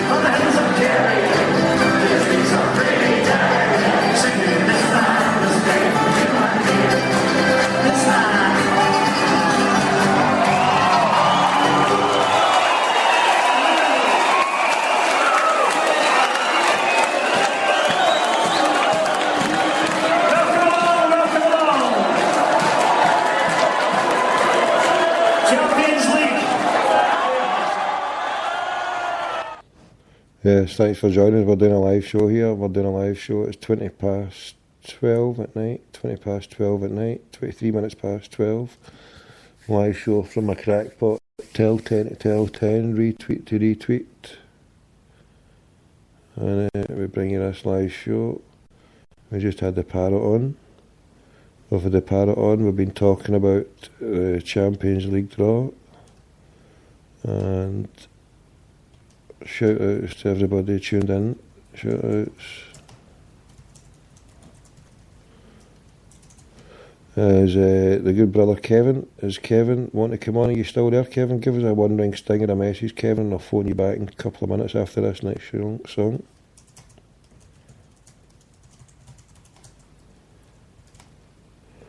Hold on, mate. Come on, get this up. 1141 16 1888. We have other numbers. We've got numbers all across the planet you can phone. We've got numbers in Amsterdam, Dublin, New York. We've got numbers for everywhere. You can call the show 0141 416 1888. That's one of the numbers we've got. We've got another number for Manchester 0161. Kevin, hang up and I'll phone you back. I'll phone you back in 5 minutes. We're just going to play a song for our sister. Just give me 5 minutes. We'll get you right back on. So we'll give you a number for Manchester. It's 0161 295 1025. Our number for New York is 646 374 1953. If you're in Dublin, it's 01. If you're outside Dublin, 254 8567. For Amsterdam, it's 20 894 3243. Amsterdam 20 894 3243. Dublin 01 254 8567. New York 646 374 1953. Glasgow 0141 416 1888. Manchester 0161 298 1025. There you go. And that number there, that is a number that confused poor old one cell DL. So you can give me a call on any of those numbers. We'll take your calls. We'll give free character readings on demand. Free character readings on demand. Yes, we can help you out. Meanwhile, back at the ranch, we're going to play this. I should have took my time when that tune was on there for ages, but I was busy loading and doing other stuff. So now I'm just going to take this chance to go and get a wee midnight snack here. So this is A Message in a Bottle, playing this out for the Ohana family. I don't know that one, because that one has been played. I thought I'd scroll it over. If it can scroll right over. Come on, scroll. So we're playing this one for the Ohana family, the Ohana group, opening a walk-in suicide centre, a walk-in centre to prevent people committing suicide in a terrible way that they're doing in West Belfast and beyond in Northern Ireland. They said as a message in a bottle, a message on Twitter. And this is today, message in a bottle.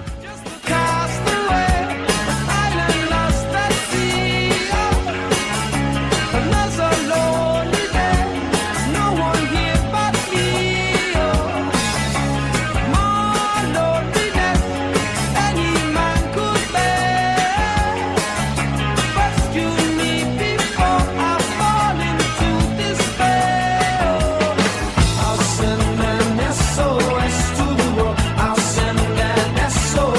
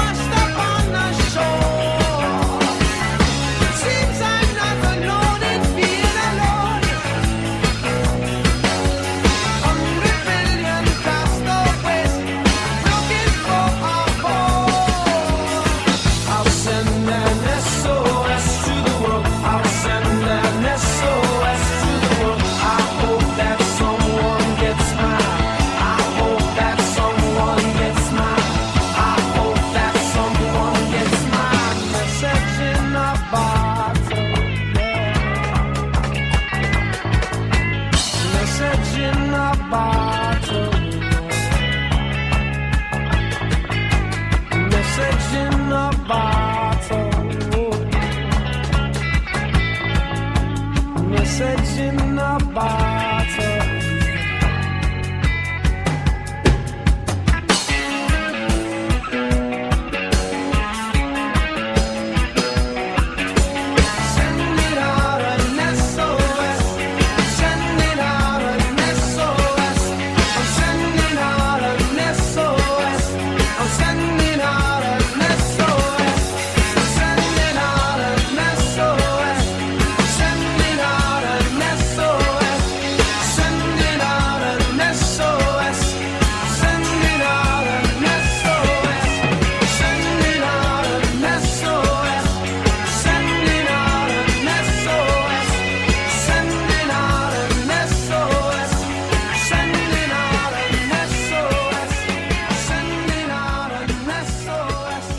Sending out an SOS. We're sending out an SOS, yes. That's from the Ohana family. I play that for the Ohana group over in West Belfast. The lovely lassie, Mia Casey, who joined us there just a couple of nights ago. And I'm putting an SOS out. Is anybody that can come in and do this show for 5 minutes till I have my midnight snack? Anyone? Anyone? Get a wee midnight snack. Surely somebody can come in. I don't know. Nobody can come in. Anybody? Anybody? I don't know who we can get in to step in at this late time. I'm going to speak to my good buddy Mark here. I've got a good buddy Mark. He's always good when you're in trouble. Particularly when you're in dire straits. If you're in dire straits, then speak to Mark Knopfler. He can help you out. He can help you with wonderful tunage. We can do the Walk of Life. We can do the Sultans of Sting when we get a wee Sting call. Or, if we want to show our solidarity to our brothers in arms, we just put Brothers in Arms on.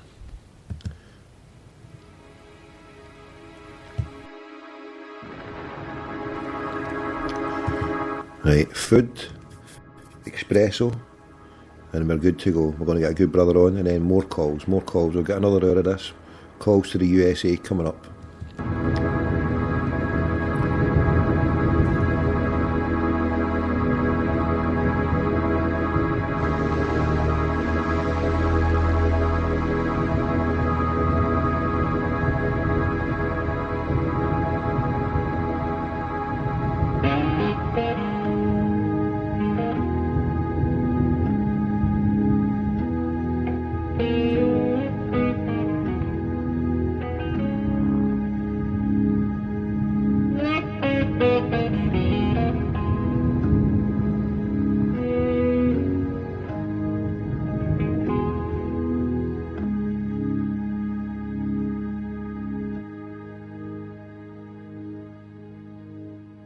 These mist-covered mountains are home now for me, but my home is the lowlands, and always will be. Someday you'll return to your valleys and your farms, and you'll no longer burn to be brothers in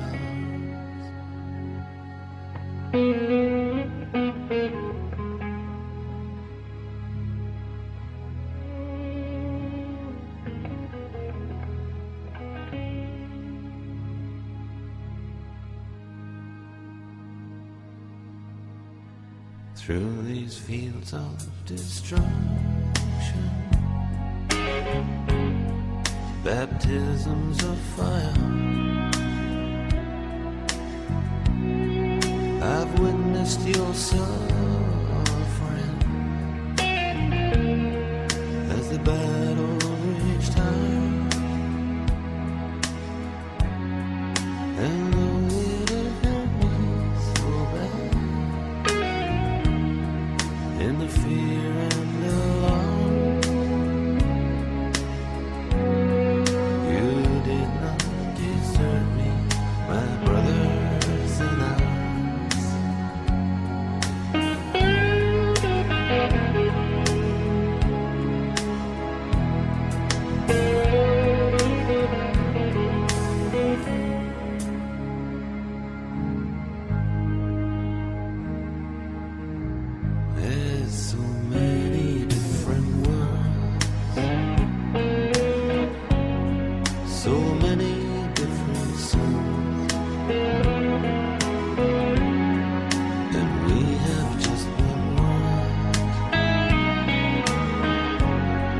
but we live in different worlds.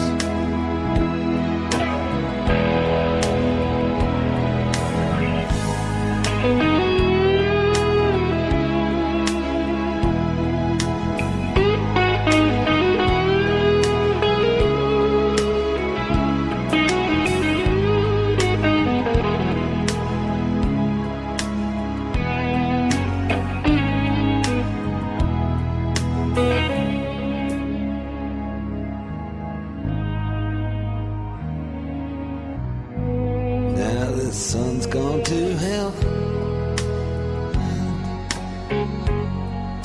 the moon's riding high. Let me bid you farewell. Every man has to die, but it's written in the stars. In every line in your heart,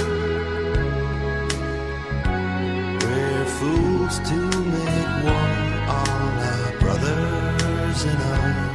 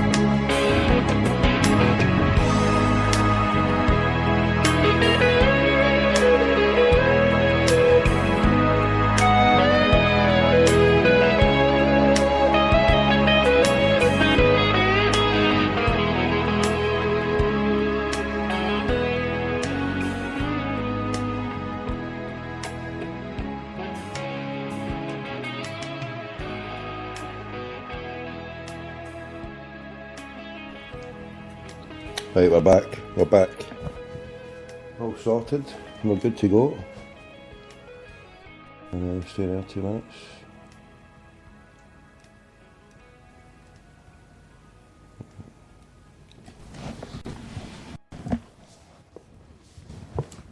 What is it?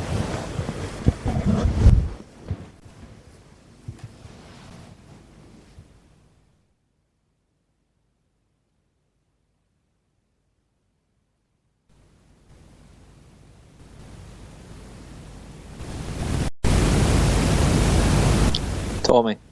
Kevin. How you going, pal? Not bad, yourself? Aye, mate, aye, good now. Looking forward to the games coming about now. You know, after the draw and stuff. Aye, pretty good now, mate. I was at a game last night. My pal, wife, she was my wife's working the game, so my pal, he's been up to most of the games this season with the wife been working and stuff. So it was a good wee night, mate. You know, and it was pretty good. Just everything, goal late on in the first half, just kind of got everything going for the second half, and an early goal. And I thought after the early goal, I thought we'll get another one pretty sharp. No, maybe before the hour 70-minute mark. But I suppose when it comes to TV and all that kind of stuff, you couldn't have wrote it better. You know, an injury time winner and stuff. It was magic, and it just kind of got the place going, and everybody left on a high, and that was magic. I was just looking forward to the final, so I was just looking forward to the draw. All the carry on with the signings and all that, I wasn't even thinking. I was just kind of afterwards, you know, looking forward to a draw, and it was great, man. I was up early doors the day, woke up early doors, and it was just a countdown until a draw, and it couldn't come quick enough, and fuck no, we deserve it, do you know what I mean? Really do, we deserved it, and I think Lenny needs to get a lot of pats in the back and stuff for addressing the centre half kind of issue as well. This, although they had a few scares, you know, with Matthews clearing off the line and that long throw again, it's just seems to be the most basic of things that we don't address, and you know, then with that long throw and hitting the bar, and I suppose we were unlucky as well with Stokesy. We Forrest couldn't have done much more with that. He laid it in a plate for him, and Stokesy's connected with it as well as you could have wished, but he's just a wee bit too high, and it's brilliant enough, you know. A few things about bringing players in and stuff tonight, and we're there now, and it would be nice to get a couple more players and stuff in, but I'm not caring, you know. These teams need to come to us now and beat us here, and that's not going to be easy. So I'm looking forward to it. A couple of cracking nights in Celtic Park, definitely. Be fucking smashing. And are you looking to go to any of the away games? Well, I was beforehand, but the last couple of weeks the wife's been talking about a new house and all that kind of carry on, so you know what that comes with. It comes with a lot of pennies put into that as well, Tommy. So doubtful, mate. Very, very, very doubtful, but we'll see. You never know, mate. You never know. We trip to Edam would be good. What have you got rattling there in the background? Does that sound like some lucky charms you've got tied to your arm there? Well, I know what it'll be, Tommy. It'll be this. Headphones, it's that. 2 seconds, right? You hear a lucky charm rattling in the background. No, it's cool, mate. It's cool. It'll be. It's the iPhone fucking headsets, no, with the mic on the wee volume thing. It'll be that rattling about my t-shirt, more likely. Is that any better than you, mate? No, it's alright. It doesn't matter anyway. It's cool. It's cool. Aye, I was just wondering what it was. I was just curious what it was. I'm guessing it's that, mate. I've got nothing else. I've not got enough money to have things dangling off us, unfortunately. I know, so it's chuff with a draw, you know what I mean? I think we only hit it on the head. In terms of glamour, there's not a better group in the whole thing, you know. Real Madrid's group is pretty good as well, but I think we're the only group. I think with the 4 European Cup winners in it, so that's a nice wee kind of ring to it as well. But in terms of football, there's no many tougher groups, but I'm looking forward to it, mate. Definitely looking forward to it.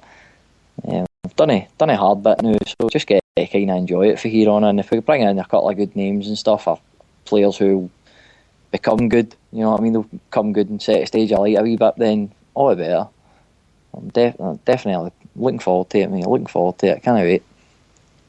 And what would you take? Would you take the Europa League in if we could get the third? I mean, realistically, if we punch above our weight, then I think that is punching above our weight. To get through third in that group is punching above our weight, because if you look at the resources and the money spent, I mean, we did it last season. It would be good to do it this season. I'm not a greedy person in the sense that we'll go there, so we should be happy that we've even got here. And actually, being realistic with our budget, we're not going to do much in the Champions League, i.e. get through to the next 8, unless we win it and get an easy kind of team in the last 16. It's going to be so hard. So we might as well try and find a level in the Europa. Would you be happy with the Europa, Kevin? I wouldn't, but couldn't disagree with that, Tommy. Resources wise and stuff, we're punched above our weight already. You know, we've done that well to get there, given the fact we've just about we're spine of the team. You know, I know Wilson. I liked Wilson. I didn't think he was a be all and end all at back, but as far as a striker and a midfielder goes, we've Celt our two best players, and I think, you know, Wanyama's going to be.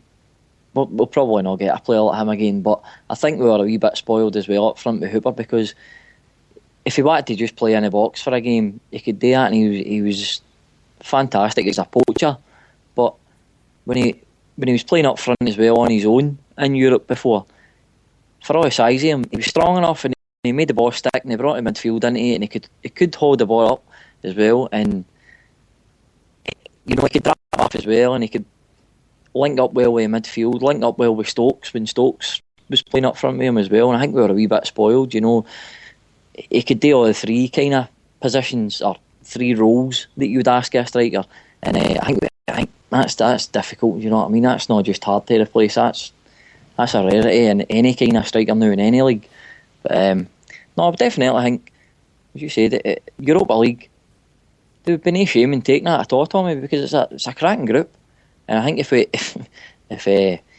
got into the last 16, that's a cracking achievement for any team getting out of that group into the second, a second spot into knockout rounds. That's a magic achievement, especially for a team out of fourth spot. But these teams are going to have to come and roll up their sleeves, and they're going to need to win a fight at Celtic Park before they win a match, and they're going to need to, they'll need to do well in possession to frustrate the support as well. They'll need to overcome that.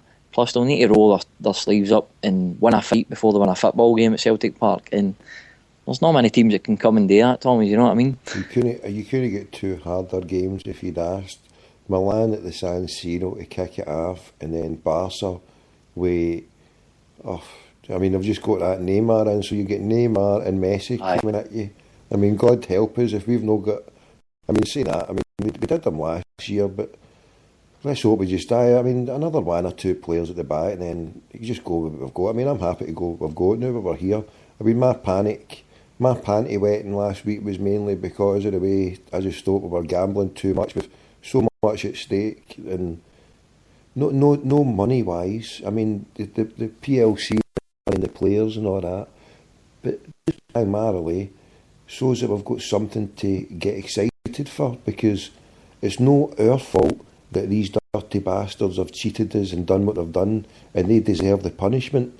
So if we never had Champions League, it would be like a double punishment, because even although we hated them for the games and the atmosphere and the poisonous, it was still a glamour game. And it still got your nerves up when you were desperate to beat them, because there's nothing else better in rubbing it into them and beating them, and that 3-0 game, the last game, and with the Horsemen and all that, that'll live in the memory forever. And I think of the 5-1 game, we beat them there, the 6-2, and all different games that we beat them. So, just no having that, they're not having that high glamour prestige, and what we've done is we've faced a high glamour game that was the envy of the world because of the atmosphere, but now we can see that we can produce our own atmosphere, and we can play with even bigger teams, and the atmosphere isn't a racist or a bigoted one, it's a cleaner, friendly, family one, and that's all I was just desperate to get, because I might not get to even one of the games, but I know my lassie, she's dying to go to the three of them, and I know every Celtic fan that I know on Twitter, and yourself and other people, are going to have the night of their lives, and that's what I was just desperate for, just so desperate to see us in there, no for the money, no for the players, no for the PLC, but just because... It's for the fans, Tommy, it's for the fans. Because we deserve happy. Because, what have we done, Ryan? We go to country after country, wearing our badge of honour of the Celtics, taking it to other places and doing it the right way, and our football club's been doing it the right way. We try to win, but not at all costs. So we deserve it. It sounds maybe arrogant or big-headed to say we deserve it, but we've not done what those bastards have done, and cheated and fucking connived and did everything, So I'm just so happy, mate. I'm so happy we've done it for the likes of yourself. No, you're right, Tommy. As you said, like your wee lass saying that, she's dying to go in it. Everybody knew. Last night, I felt I was walking up to the game and stuff, and it's brilliant. It's we got off at Dalmarnock, we're walking up, and the place is mobbed, and you think this is magic, and then you go up and you're standing waiting. It's just for every bit as nice as it is to see the hustle and bustle outside Celtic Park. It's just it's frustrating. It's equally frustrating to think, how can we not do this every weekend? How could that not have been the same Saturday with Cardiff Thistle and stuff? But you get a lot of safari hunters out, you know, big game hunters and that, they crawl out and stuff, and I'm not saying that I'm not knocking them or anything, but it does get quite annoying when you're sitting there, you know, in the middle of November and it's fucking whoever, Ross County at home, and there's 25,000-30,000 and you don't get the performances you get and all that, and then you've got all these ones on who don't bother their arse going to the games. And by the way, just for clarity here, I'm not talking about Graham for Beyond the Waves or anything like that, you know. Boys, he's got a bit of circumstance, you know. He's other side of the world and stuff. I know he takes a wee fair bit of it, but no, you know, he's ones that sit and they whack away on keyboards about how fucking this one and that one wasn't playing well, and they get stuck into fans and all that. But you know, we're turning out is it this progression in the Champions League, we deserve it. We're turning out as much as we can. I know a lot of people that can't make it for, you know, there's work and stuff going on. It's I wouldn't hold that against people, but it's the people who would rather fucking sit in a pub all day and get blitzed than walk up and pay for a ticket and go to the game and get a couple of pints. They want to sit here and get half scooped. It's not even that. There's that many free tickets gone. Anyway, you could, if you know somebody, if you go to a pub, you can get a ticket for now. You know what I mean? So it's not even that. It's just people are not even, because I mean, if you look at the empty seats, and if Celtic are selling 40 odd or 50,000, whatever they're selling, there's a huge shortfall of tickets, and that's people that you or I and everybody else knows. I mean, I've got a Wayne season ticket for my wee boy, and I could have got another one and thing me and let him go, but he wasn't wanting to take it, and all that's going to get used for now is for when Monko, he'll pay for the upgrade and he'll take it for the free Champions League games, and then my Wayne's got hers, you know what I mean? So aye, no, it is a wee bit frustrating and stuff, but there's a lot of, you know, there's plenty of circumstances that a lot of people won't understand, and you know what, I'm fortunate enough that me and my wife both have got books, and as I said, my wife's not been going and she's due to work and stuff like that, but I've got, you know, I can unload the book to one of my pals or my nieces or nephews. I can bring them along, so it's not an empty seat now, it's not going to waste. But because it's frustrating, you said to me, it feels new sometimes like you couldn't get a ticket away, and it's frustrating, but that's how it's because but see the thing is, right, see the thing is, see if the standard of opposition was to be a better game, if you were to bring the EPL up here, you would fill that grun every Saturday, right? And this is the thing that also, that the more we play against Barcelona, I mean, you think about it, this game against Barcelona, the whole of Brazil will be watching Neymar, and the whole of Argentina will be watching Messi. We have a whole worldwide audience, and this means that the more that we can put on a show, then when the time comes, and for different people that I've spoke to, and I've got my hunch on it, because, and the hunch that I've got is, if you look at the TV deal for Sky, it's just grew unbelievably high. Now the next level that they can go, and they're still millions of miles away behind the United States, is if all the leagues got together. See all the top teams, see there's 32 teams now, see if 25 of them came in, or 30 of them came in and says, right, we'll do like the North American League and the NFL and the AFL, whatever, you know, and they broke it in 15, 16 teams, and then they played each other and switched it about, right, and then they had that, you know, like the World Final, the World Series. This is what is going to happen in Europe, I reckon, and I reckon the big clubs are going to demand it, because see just the games that they've got to now, it's not enough for these games. And if you look at all the leagues in Europe, there's no proper competition for the likes of Barca, Madrid, or what. And so the only way is to take all the Galactico clubs, or the big clubs, who 2 or 3 from each league, and they play weekends, they play a full series of games, you know, like 30 odd games, and that's the way. And with that, see the amount of money that is going in now with the Champions League, that would probably double or treble it at a stroke overnight if all the top leagues were to combine. And then if Celtic, the way we're doing it now, if we keep doing it and putting on the show, then it means that we've got to be invited, even though we might not have the best league or whatever, just for the atmosphere, then we've got to be invited for that way alone, surely.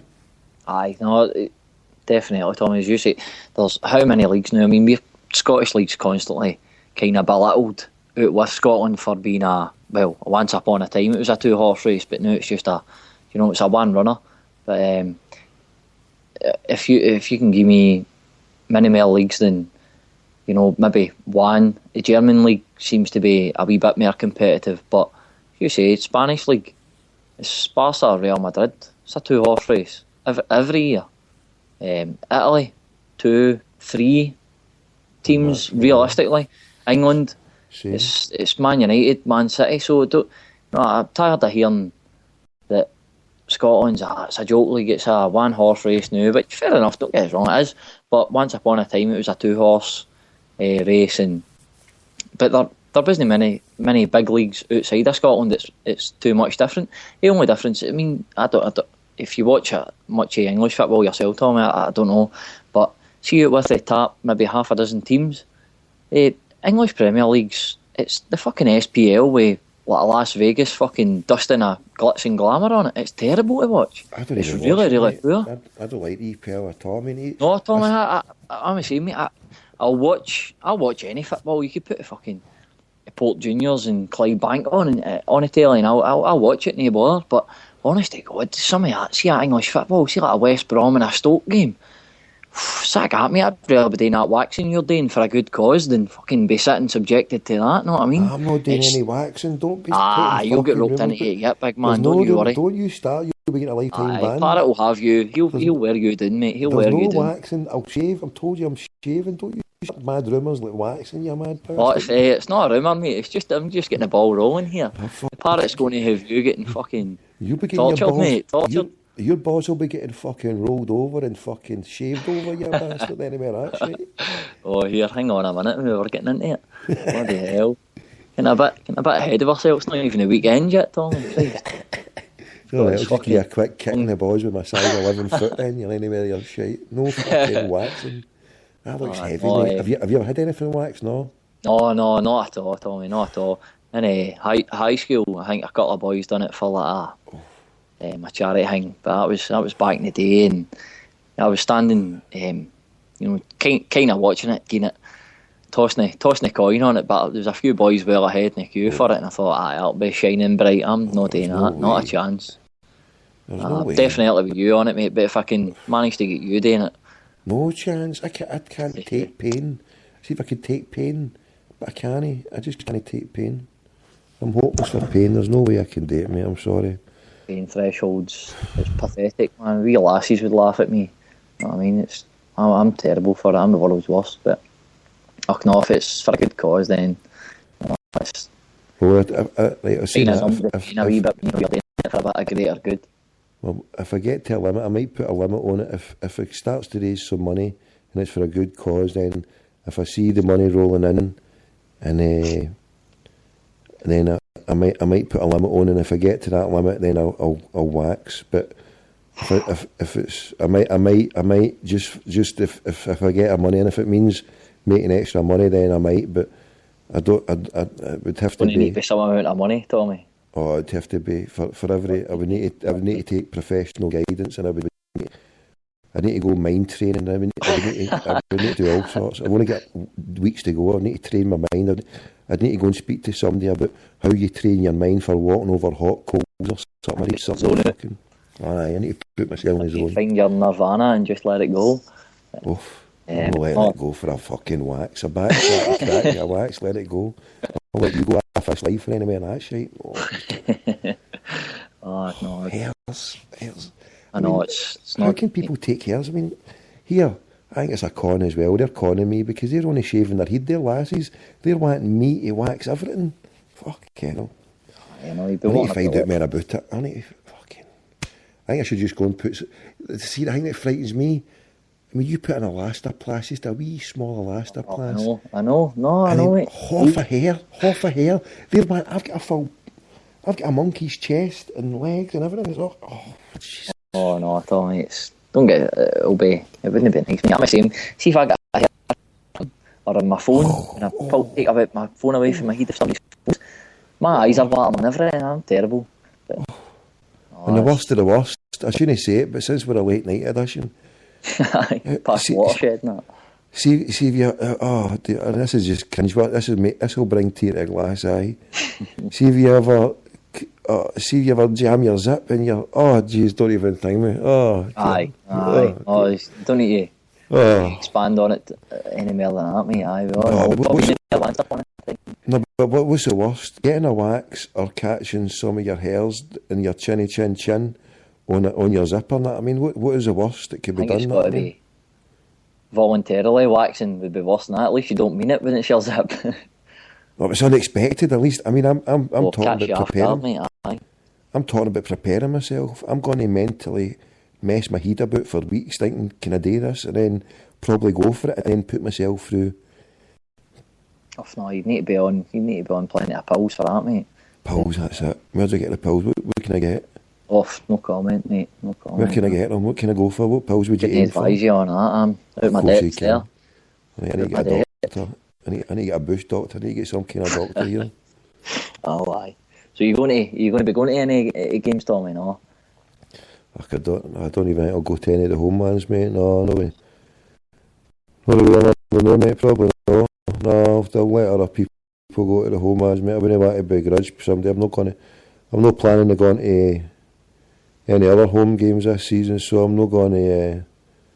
I say that there's only I said to my wee boy today, but he didn't really get much sting me on it. I don't know what's the matter with him with football these days, but would you call it? I said to him because last season I had 3 tickets for the Barca game, 2 in the Barca end and one in the Celtic and I go away. So I to him, do you want to go? But see, the thing is, I've got a thing now that see if I go to Celtic, I feel like I'm a jinx because any time I go, we get a bad result. So I feel like staying away, and then because I'm not going to any of the other games, and I don't want to be a hypocrite by saying that I don't want to support the board, and I've had enough of it. I don't want to be a hypocrite and go back. So I don't think I will go to any home games unless my wee boy's desperate to go to the bar. So then I'll see what happens.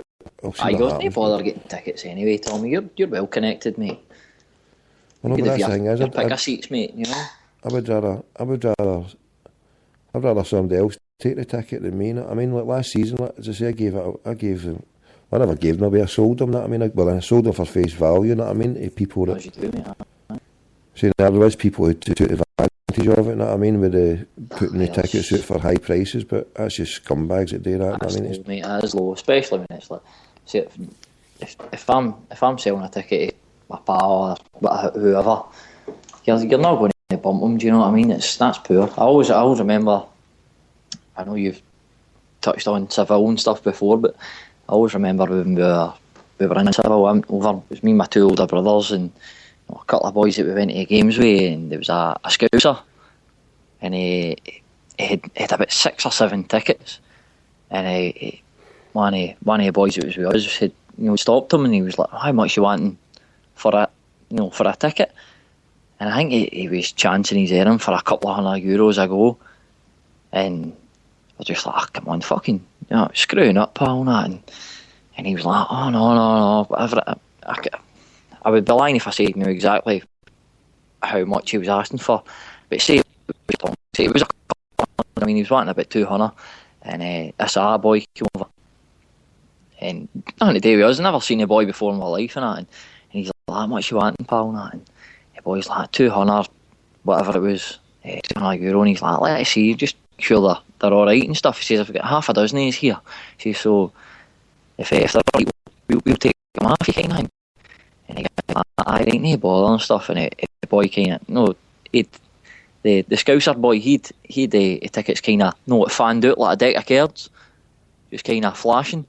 And he's like, kind of got a hold of his hand just to have a wee look at him. And he got a hold of his hand, Tommy, and he just wrapped the napper right on the boy. And the boy fell on his arse. Whole handful of tickets in his hand, fucked off. And not one person bothered. No one made, they were just like, I ain't bother, because the boys tried to bump every cunt anyway. There was not one person fucking arsed about a guy getting his tickets lifted off him. And he bolted, but the touts are fucking, they're out of order. and it wasn't a nice thing to see. You know, the boy it was that horrible. As soon as he stuck his head on him, it was that horrible noise. No, just that bone on bone noise. But at the same time, you know, the boy was a Scouser. He's nothing to do with Celtic or anything like that. He wasn't arsed. He was just out and to make a few bob, and that was him, man. He's fucking. Did you hear his my nose story all over his face. Did you hear my story about me going through Poznan? Poznan? No, I might have listening in on the you're talking about. I'll phone you back. I'll phone you back. The line's back. I'll phone you back. Hold on. There's a bit crackly. Crackleville, McDougall. Stay there.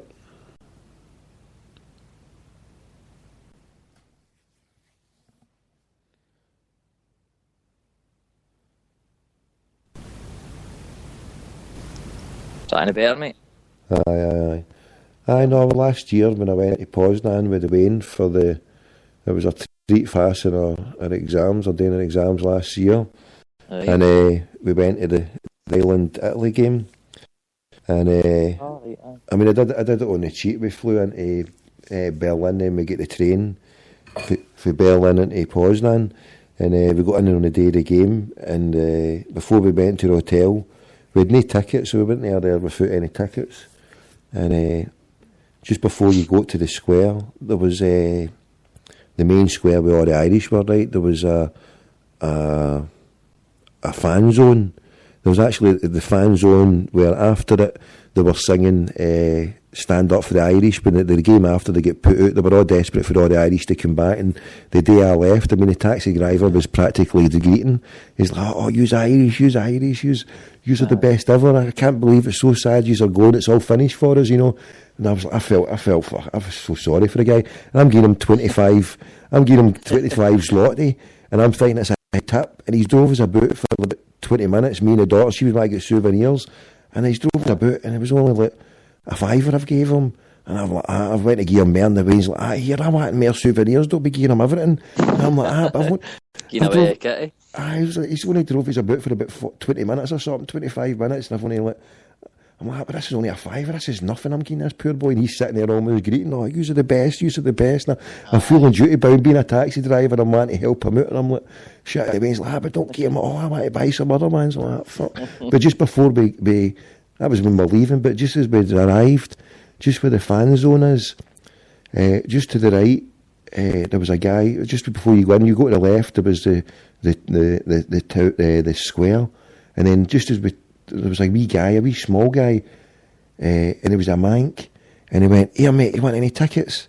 Because he saw, obviously, I've had an Irish tap on, and the Wayne, she's all dressed up and all that, fucking.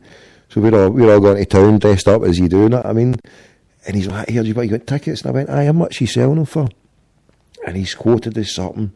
And they went, something about €150 or something. And I was like, I says, what one is it? And he says, "Oh, it's just the basic one. It's going category 3 or something. And it's category 3 or 2 or whatever." And I think it was a category 2, so they were about €70, because I ended up paying face value for them. So they were about €70, but he was hitting out like double. And I went, "Here, you fucking..." I says, "What you even doing here selling these tickets? Don't you be..." I says, "I'll give you the money to no face value for them." I went, no, what do I want to do that for? And I went, "Because if you don't, I'll fucking knock you out." And he went like that. "Oh, is that right? What are you going to do?" And the Wayne's like, Dad, don't." And I'm like, I ended up... Well, I wasn't doing much running, but he started running away as I started here. I went, "Here, come here, you." And he starts running away. And then the Wayne's like, "What are you doing, Dad?" I pulled him through a hotel. I was like, "You fucking wee scalping bastard." He says, "Don't try and hang me." He says, "I'll knock you right out." And then by the time I'd got to the square, so the Wayne's like, "Dad, what are you doing that for?" I was like, "I'm not having that." I says, "I'll buy, hang me, if I see any more of these, I'll be kicking off." And then by the time we got to the square, another guy did it, and this was a Scouser, he's tried it. And I was like, "How much?" And by that time I was raging, and then by the time we just got to the edge of the square, I went... And he's like, "Dad, calm down." I'm like, "No." I says, "The next person..." I says, "We're in the square now." I says, "The next person to do it, I'm going to just stick a nut in them, take the tickets, and if they're going to cause it, let's bring it on, because I've got fucking thousands..." We could look at the square, there was thousands of Irish there. And the next boy that did it, he's went like, "Hey, do you want a ticket, mate?" And I went, "Aye, how much are you selling it for?" And I couldn't hear him, and I went, "In fact, I'm just fucking taking it off you." And I've took it, he's only had one. I've went like that, I've took it, and he's pulled me back. He went, yeah, mate, what you doing? Well, he was Irish, actually. He went, what you doing? And I went, you fucking Scouse bastard, how much you wanting for it? He's like, I'm no Scouse, I'm Irish, what you trying to do? I was like, well, these bastards are fucking charging over the odds. He's like, no, well, I'm no charging over the odds, I'm charging the right price. And I'm like, well, give another one. He's like, we've no got it. So I gave him it back, we sorted it out, and then within 2 seconds, the next bastards turned around and went, yeah, mate, do you want a ticket? And I went, aye, how much? And he went double value, and I was just ready to do the off on him. And by that time, and the Wayne's like, Dad, don't know do this. And then there was before I knew it, there was about 5 Scousers all surrounding us, and I'm ready to go toe to toe with one of them, and all the rest are pulling me back, and the Wayne's pulling me back, and I was like, well, if this goes down here, then surely to goodness all the rest of the Irish are going to back me up. But luckily we both backed down. We both backed down, and then that was it. Fucking joke.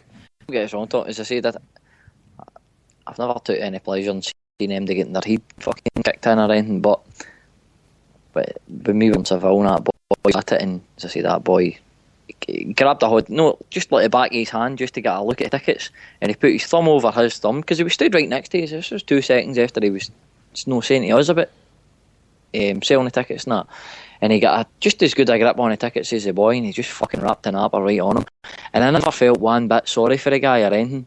I just thought, nah, this is your fucking, he's only out here to line his pockets, do you know what I mean? So fuck him. This means nothing to him, but yeah, it means fucking, means everything in there to the boys. I took her across all Europe without a guarantee a ticket. Got on a plane, got on a train. We left the day before. We went in Berlin. We got the train without a ticket, right? And see if Ireland had a chance of getting through. The reason how I took that last one, because I kind of envisaged that they were going to get horsed against the Spanish, and the Croatian one's been the first one. Everybody's going to want to go to it. So I thought it would be easier to get the last one.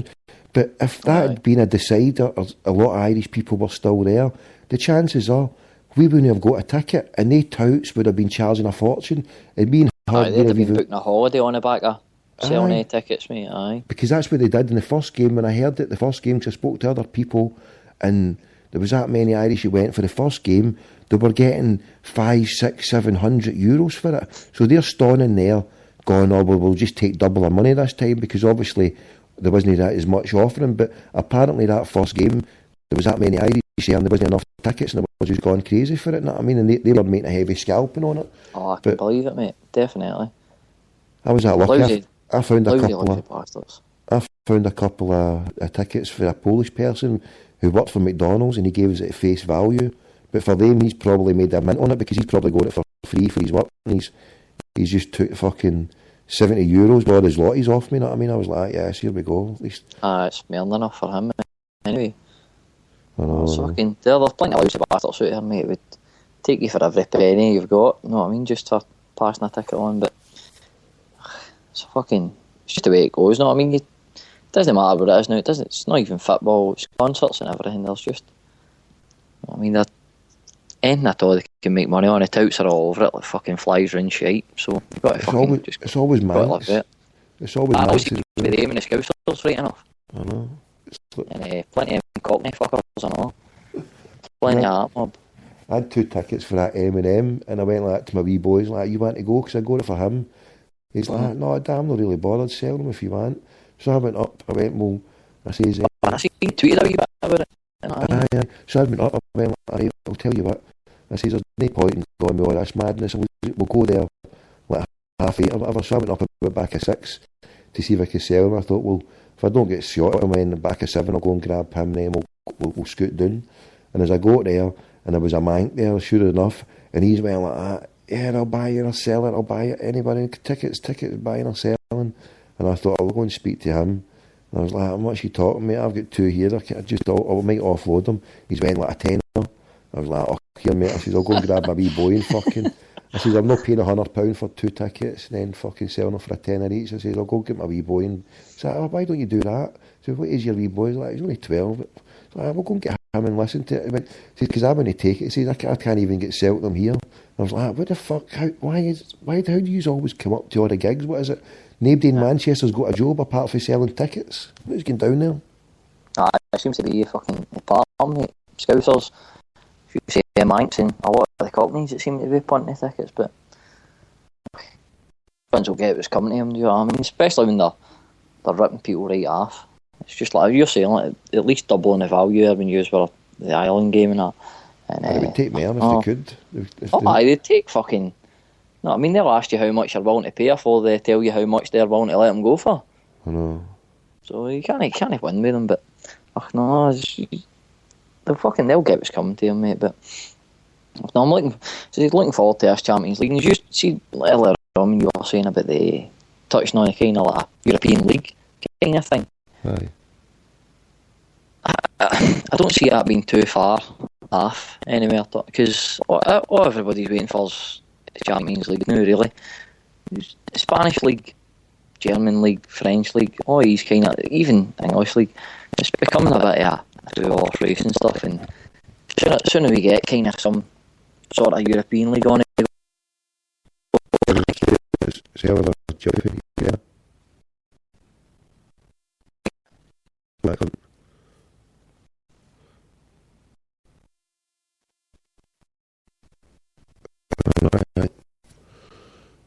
It's not doing it, is it doing it? It's hung up, right, stay there.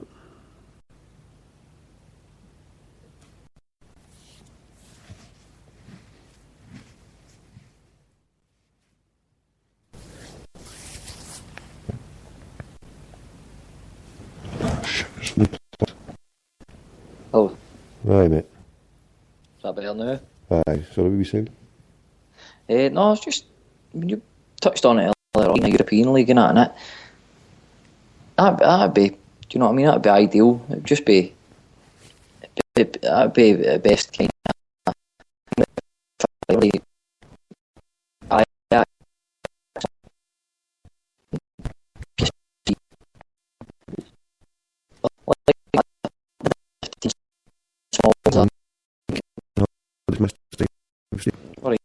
Where's this wire? The wire's unplugged.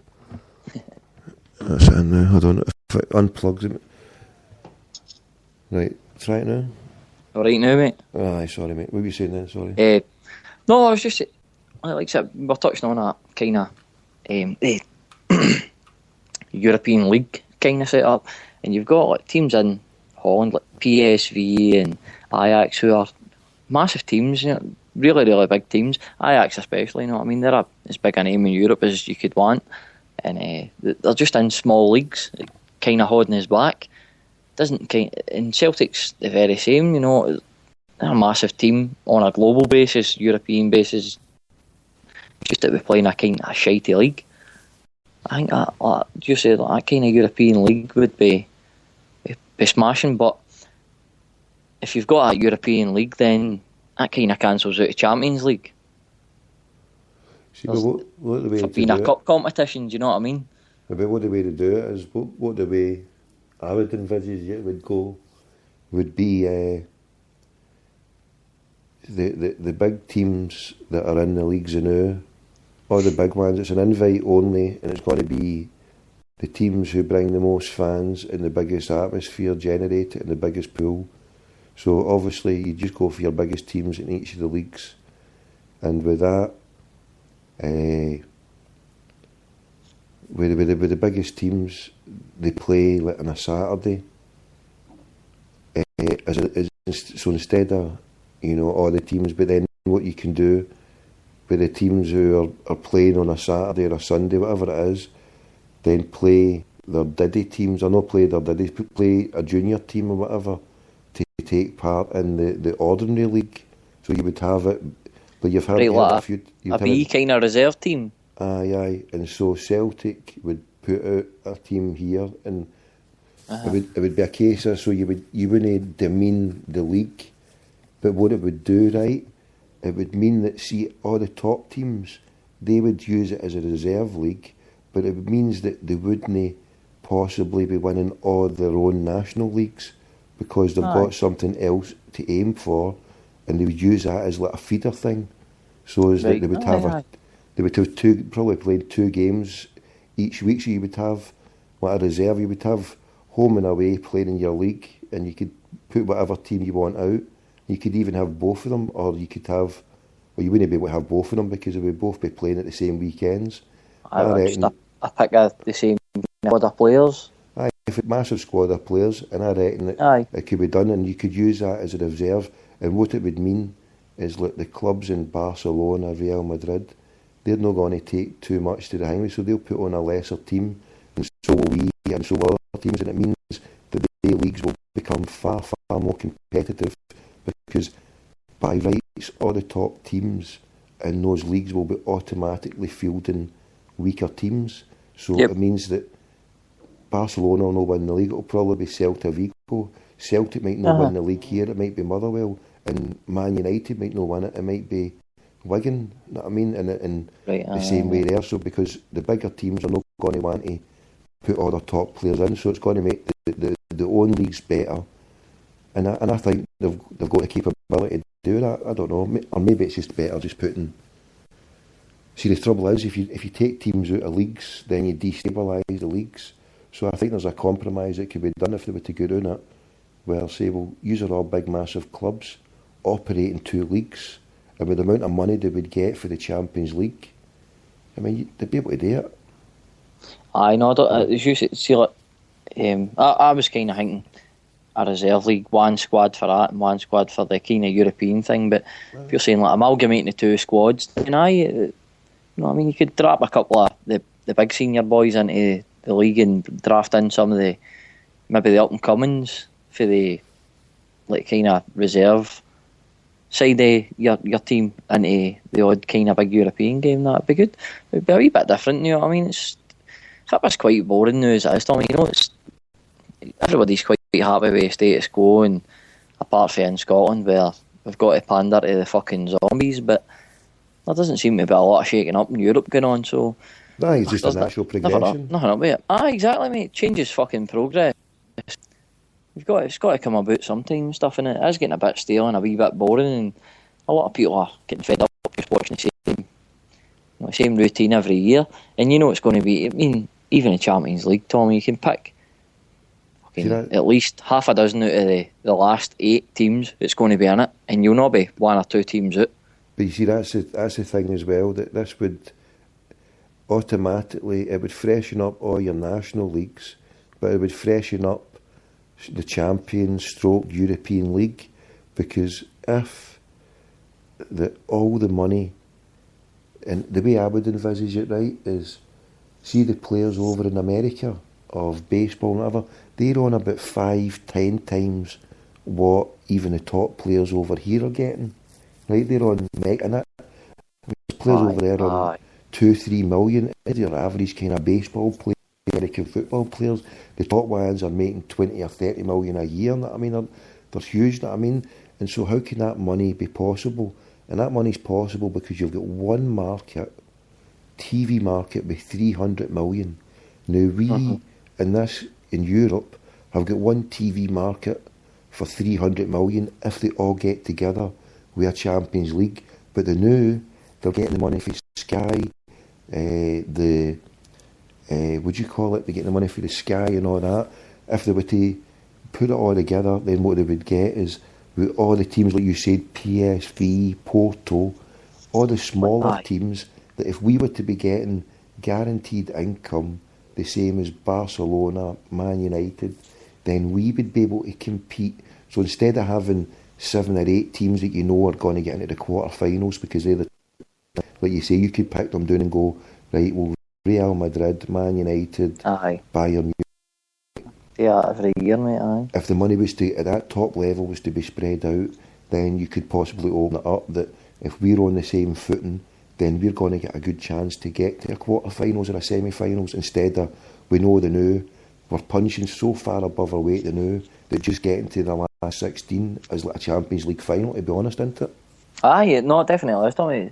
You look at just overall, the money in Scottish football compared to fucking just about any other league now in Europe that's, you know, like it's going to have any chance of Champions League, you know, qualification, then we're a small fucking drop in the ocean, mate. We're nothing. But no, I do think that what you're saying, you're going along the right lines and stuff, making it more competitive, because I think now there's a lot of a lot of people, modern football kind of, it's like, oh, Chelsea's a big team, and what have Chelsea really ever done? They won a European Cup, obviously. No, they're some of the four last, but up until then they're not a big established team or that. They've got, Chelsea's a good example for it, because Chelsea have got people they've got spectators, they've not got supporters, Tommy. They've not got a lot of supporters. They've got people who come along and expect to be, do you know what I mean? Expect a showpiece every week, because that's just the height of their arrogance. They turn up and want entertaining and stuff. Whereas we've got supporters that come along. I mean, I'm not any age that, I was buying these books during 9 in a row and stuff, but my two older brothers and that, they were going during the fucking, the zombies, 9 in a row and stuff, and that's, all these guys that went every week and went away, and that's supporters, do you know what I mean? They're not their customers of a club, and we deserve a lot more out it and stuff, and seeing people get, that's a fucking Chelsea, and even your mid-table kind of patter for English people about, we're a bigger team. Usually a bigger team. Big teams in England are like Liverpool, Nottingham Forest, Villas, Man United. All these people who have made a mark in football, do you know what I mean? Doing well in Europe and stuff. Chelsea, obviously Chelsea won the Champions League and stuff, but there's all these so-called big teams now. Is just fucking modern football's. It's slowly but surely ripping the soul out of having its supporters. It's no customer based. It's not supporter based. Well, I mean, it shows when Chelsea can get 9,500 tickets, and they can't even sell out their full quota for the Europa final. Exactly. And mate. And it was only across the water. I mean, you could go. It's not far away. You could go in the tunnel, and then through the Channel Tunnel, and then a 3-hour drive, you're into Amsterdam. If the planes were too dear, you know what I mean? You're only going. Aye. And then unbelievable. You turn it back a wee while to when we were in Seville, Tommy, and you'd have thought it was one of these over fucking glamorised training sessions, because I couldn't see many Porto supporters in there. Although they took up a fair whack of their allocation and they sent a lot on to us, but anybody outside looking in, Tommy, that was just a Celtic game. And that's Seville. That's not just, as you're saying, a hop, skip and a jump across the water. There were Celtic fans who just got a plane to Madrid and couldn't get to Seville, but they were just happy to get to Spain, to get to Madrid, to say they go to Spain when Celtic were playing there. There was people. It was amazing. When we come back from Seville and stuff, and you seen some of the stuff on the telly, and there was boys coming from New Zealand and Australia, and guys fucking, the Indian boys from Glasgow and I patched his wedding and all that kind of stuff, and it was amazing. It was brilliant, and even a lot of the boys that even for leaving for Glasgow and stuff like that. I mean, we went from Glasgow to Birmingham, from Birmingham to Madrid, and then a train from Madrid into Seville. Here, so did I. That's what we done, mate. Glasgow to Gatwick, and then from Gatwick to Madrid, a Thatcher. And then what train did you get? We get a bullet train, mate. We get a taxi from Madrid train station, to Madrid train station. Sorry, from a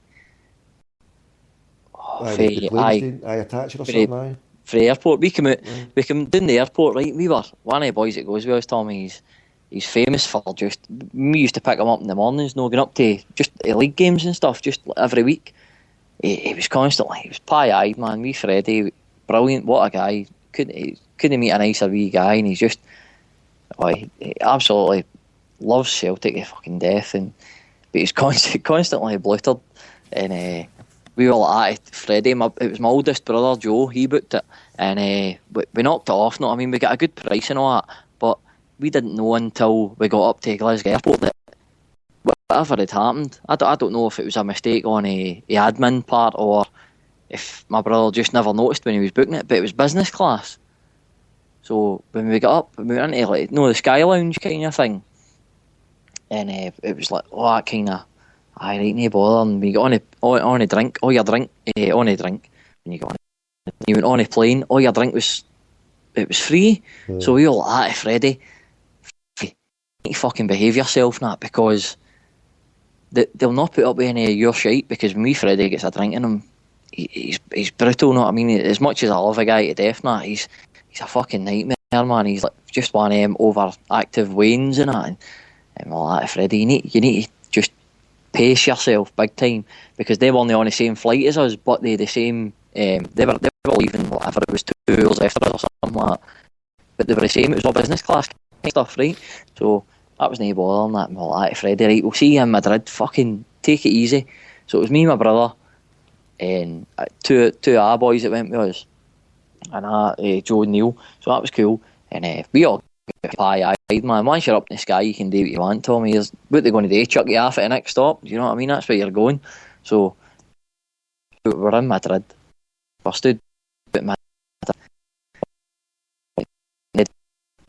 Boy, they were the R2 on the next flight coming in. So I was standing waiting, and every cunt was licking the flare and that. We were all pie-eyed. And became my other brother, Michael, who was going with his brother-in-law and that, they'd booked flights, they came down, so it was all fucking magic and all that, all singing and dancing about.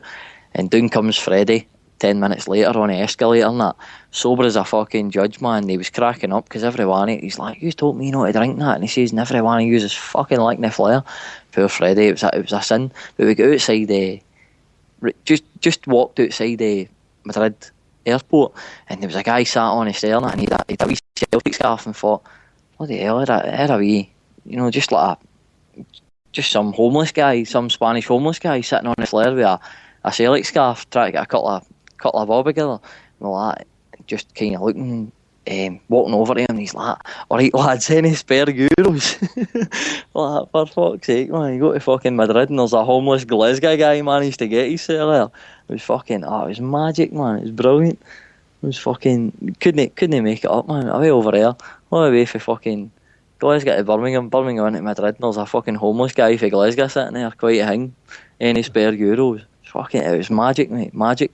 And then we got on that bullet train for Madrid, and we met a couple of boys for Argentina up at the bar bit, and said the whole thing, it was all the drink was for nothing, though, that kind of carry on. I don't know what had happened, because we paid fucking, like, it wasn't dear, it was about 400 quid a return or something like that, but we didn't have a hotel. That was the only thing. It was all our flights and a train into Madrid and stuff, and a train from Madrid into Seville, and but we never had any accommodation or anything. And I met some of these boys from Argentina and all that, and they were all fucking giving it big licks, man. They were on the revels and that on the train. It was magic, mate. Really, really good. Fucking excellent, man. Brilliant. But what time did you get your training? Did you get the training in the morning of the game, or was it the day before? It was the night before, Tommy. It was tea time the night before. Just maybe a back of 5 or something like that. Oh, fuck. I was kicking about Madrid at the same day as you, because I got the train that took me in. I got the train, and I had to wait for somebody to come and give me a ticket, because I'd booked up for Madrid, and then I never had a ticket for the game until I was gone the day before it for my auntie. But I was just gone anyway, and then one of my aunties went, here, you need to book a train. Why don't you book a train? They're getting full up, you better get it sorted. And at the time, I had never a clue how to fucking book a ticket on a train on the internet, especially at Elves. How the fuck do you do that? And by chance, one of my uncles knew somebody, and he's went like that, well, I'll get it sorted for you. You just have to go and meet this person.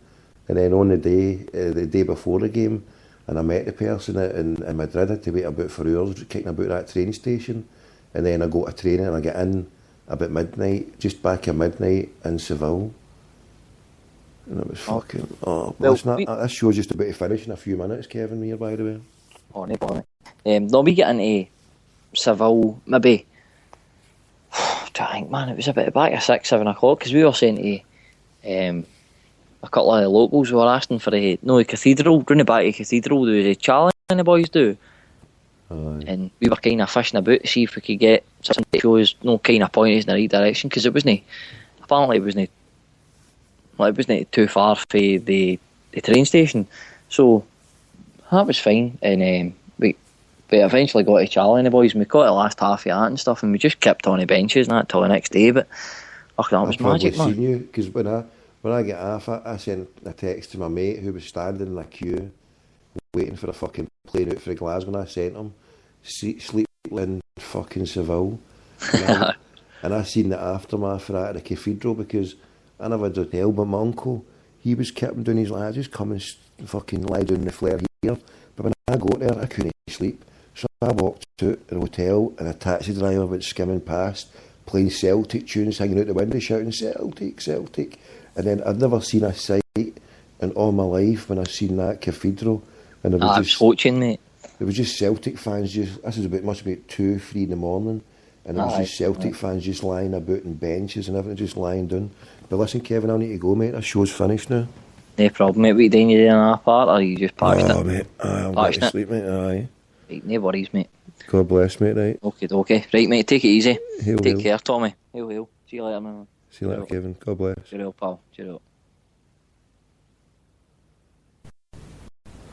Right, so increase the piece, tell 10 to tell 10, retweet to retweet. Time's it off, look at the timer.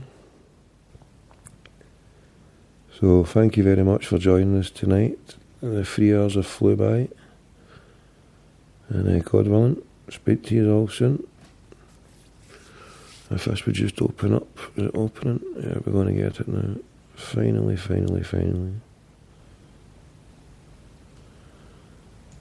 Right. Seek the truth, reject falsehood, for falsehood is always vanishing. Vanishing quicker than Rangers from Europe.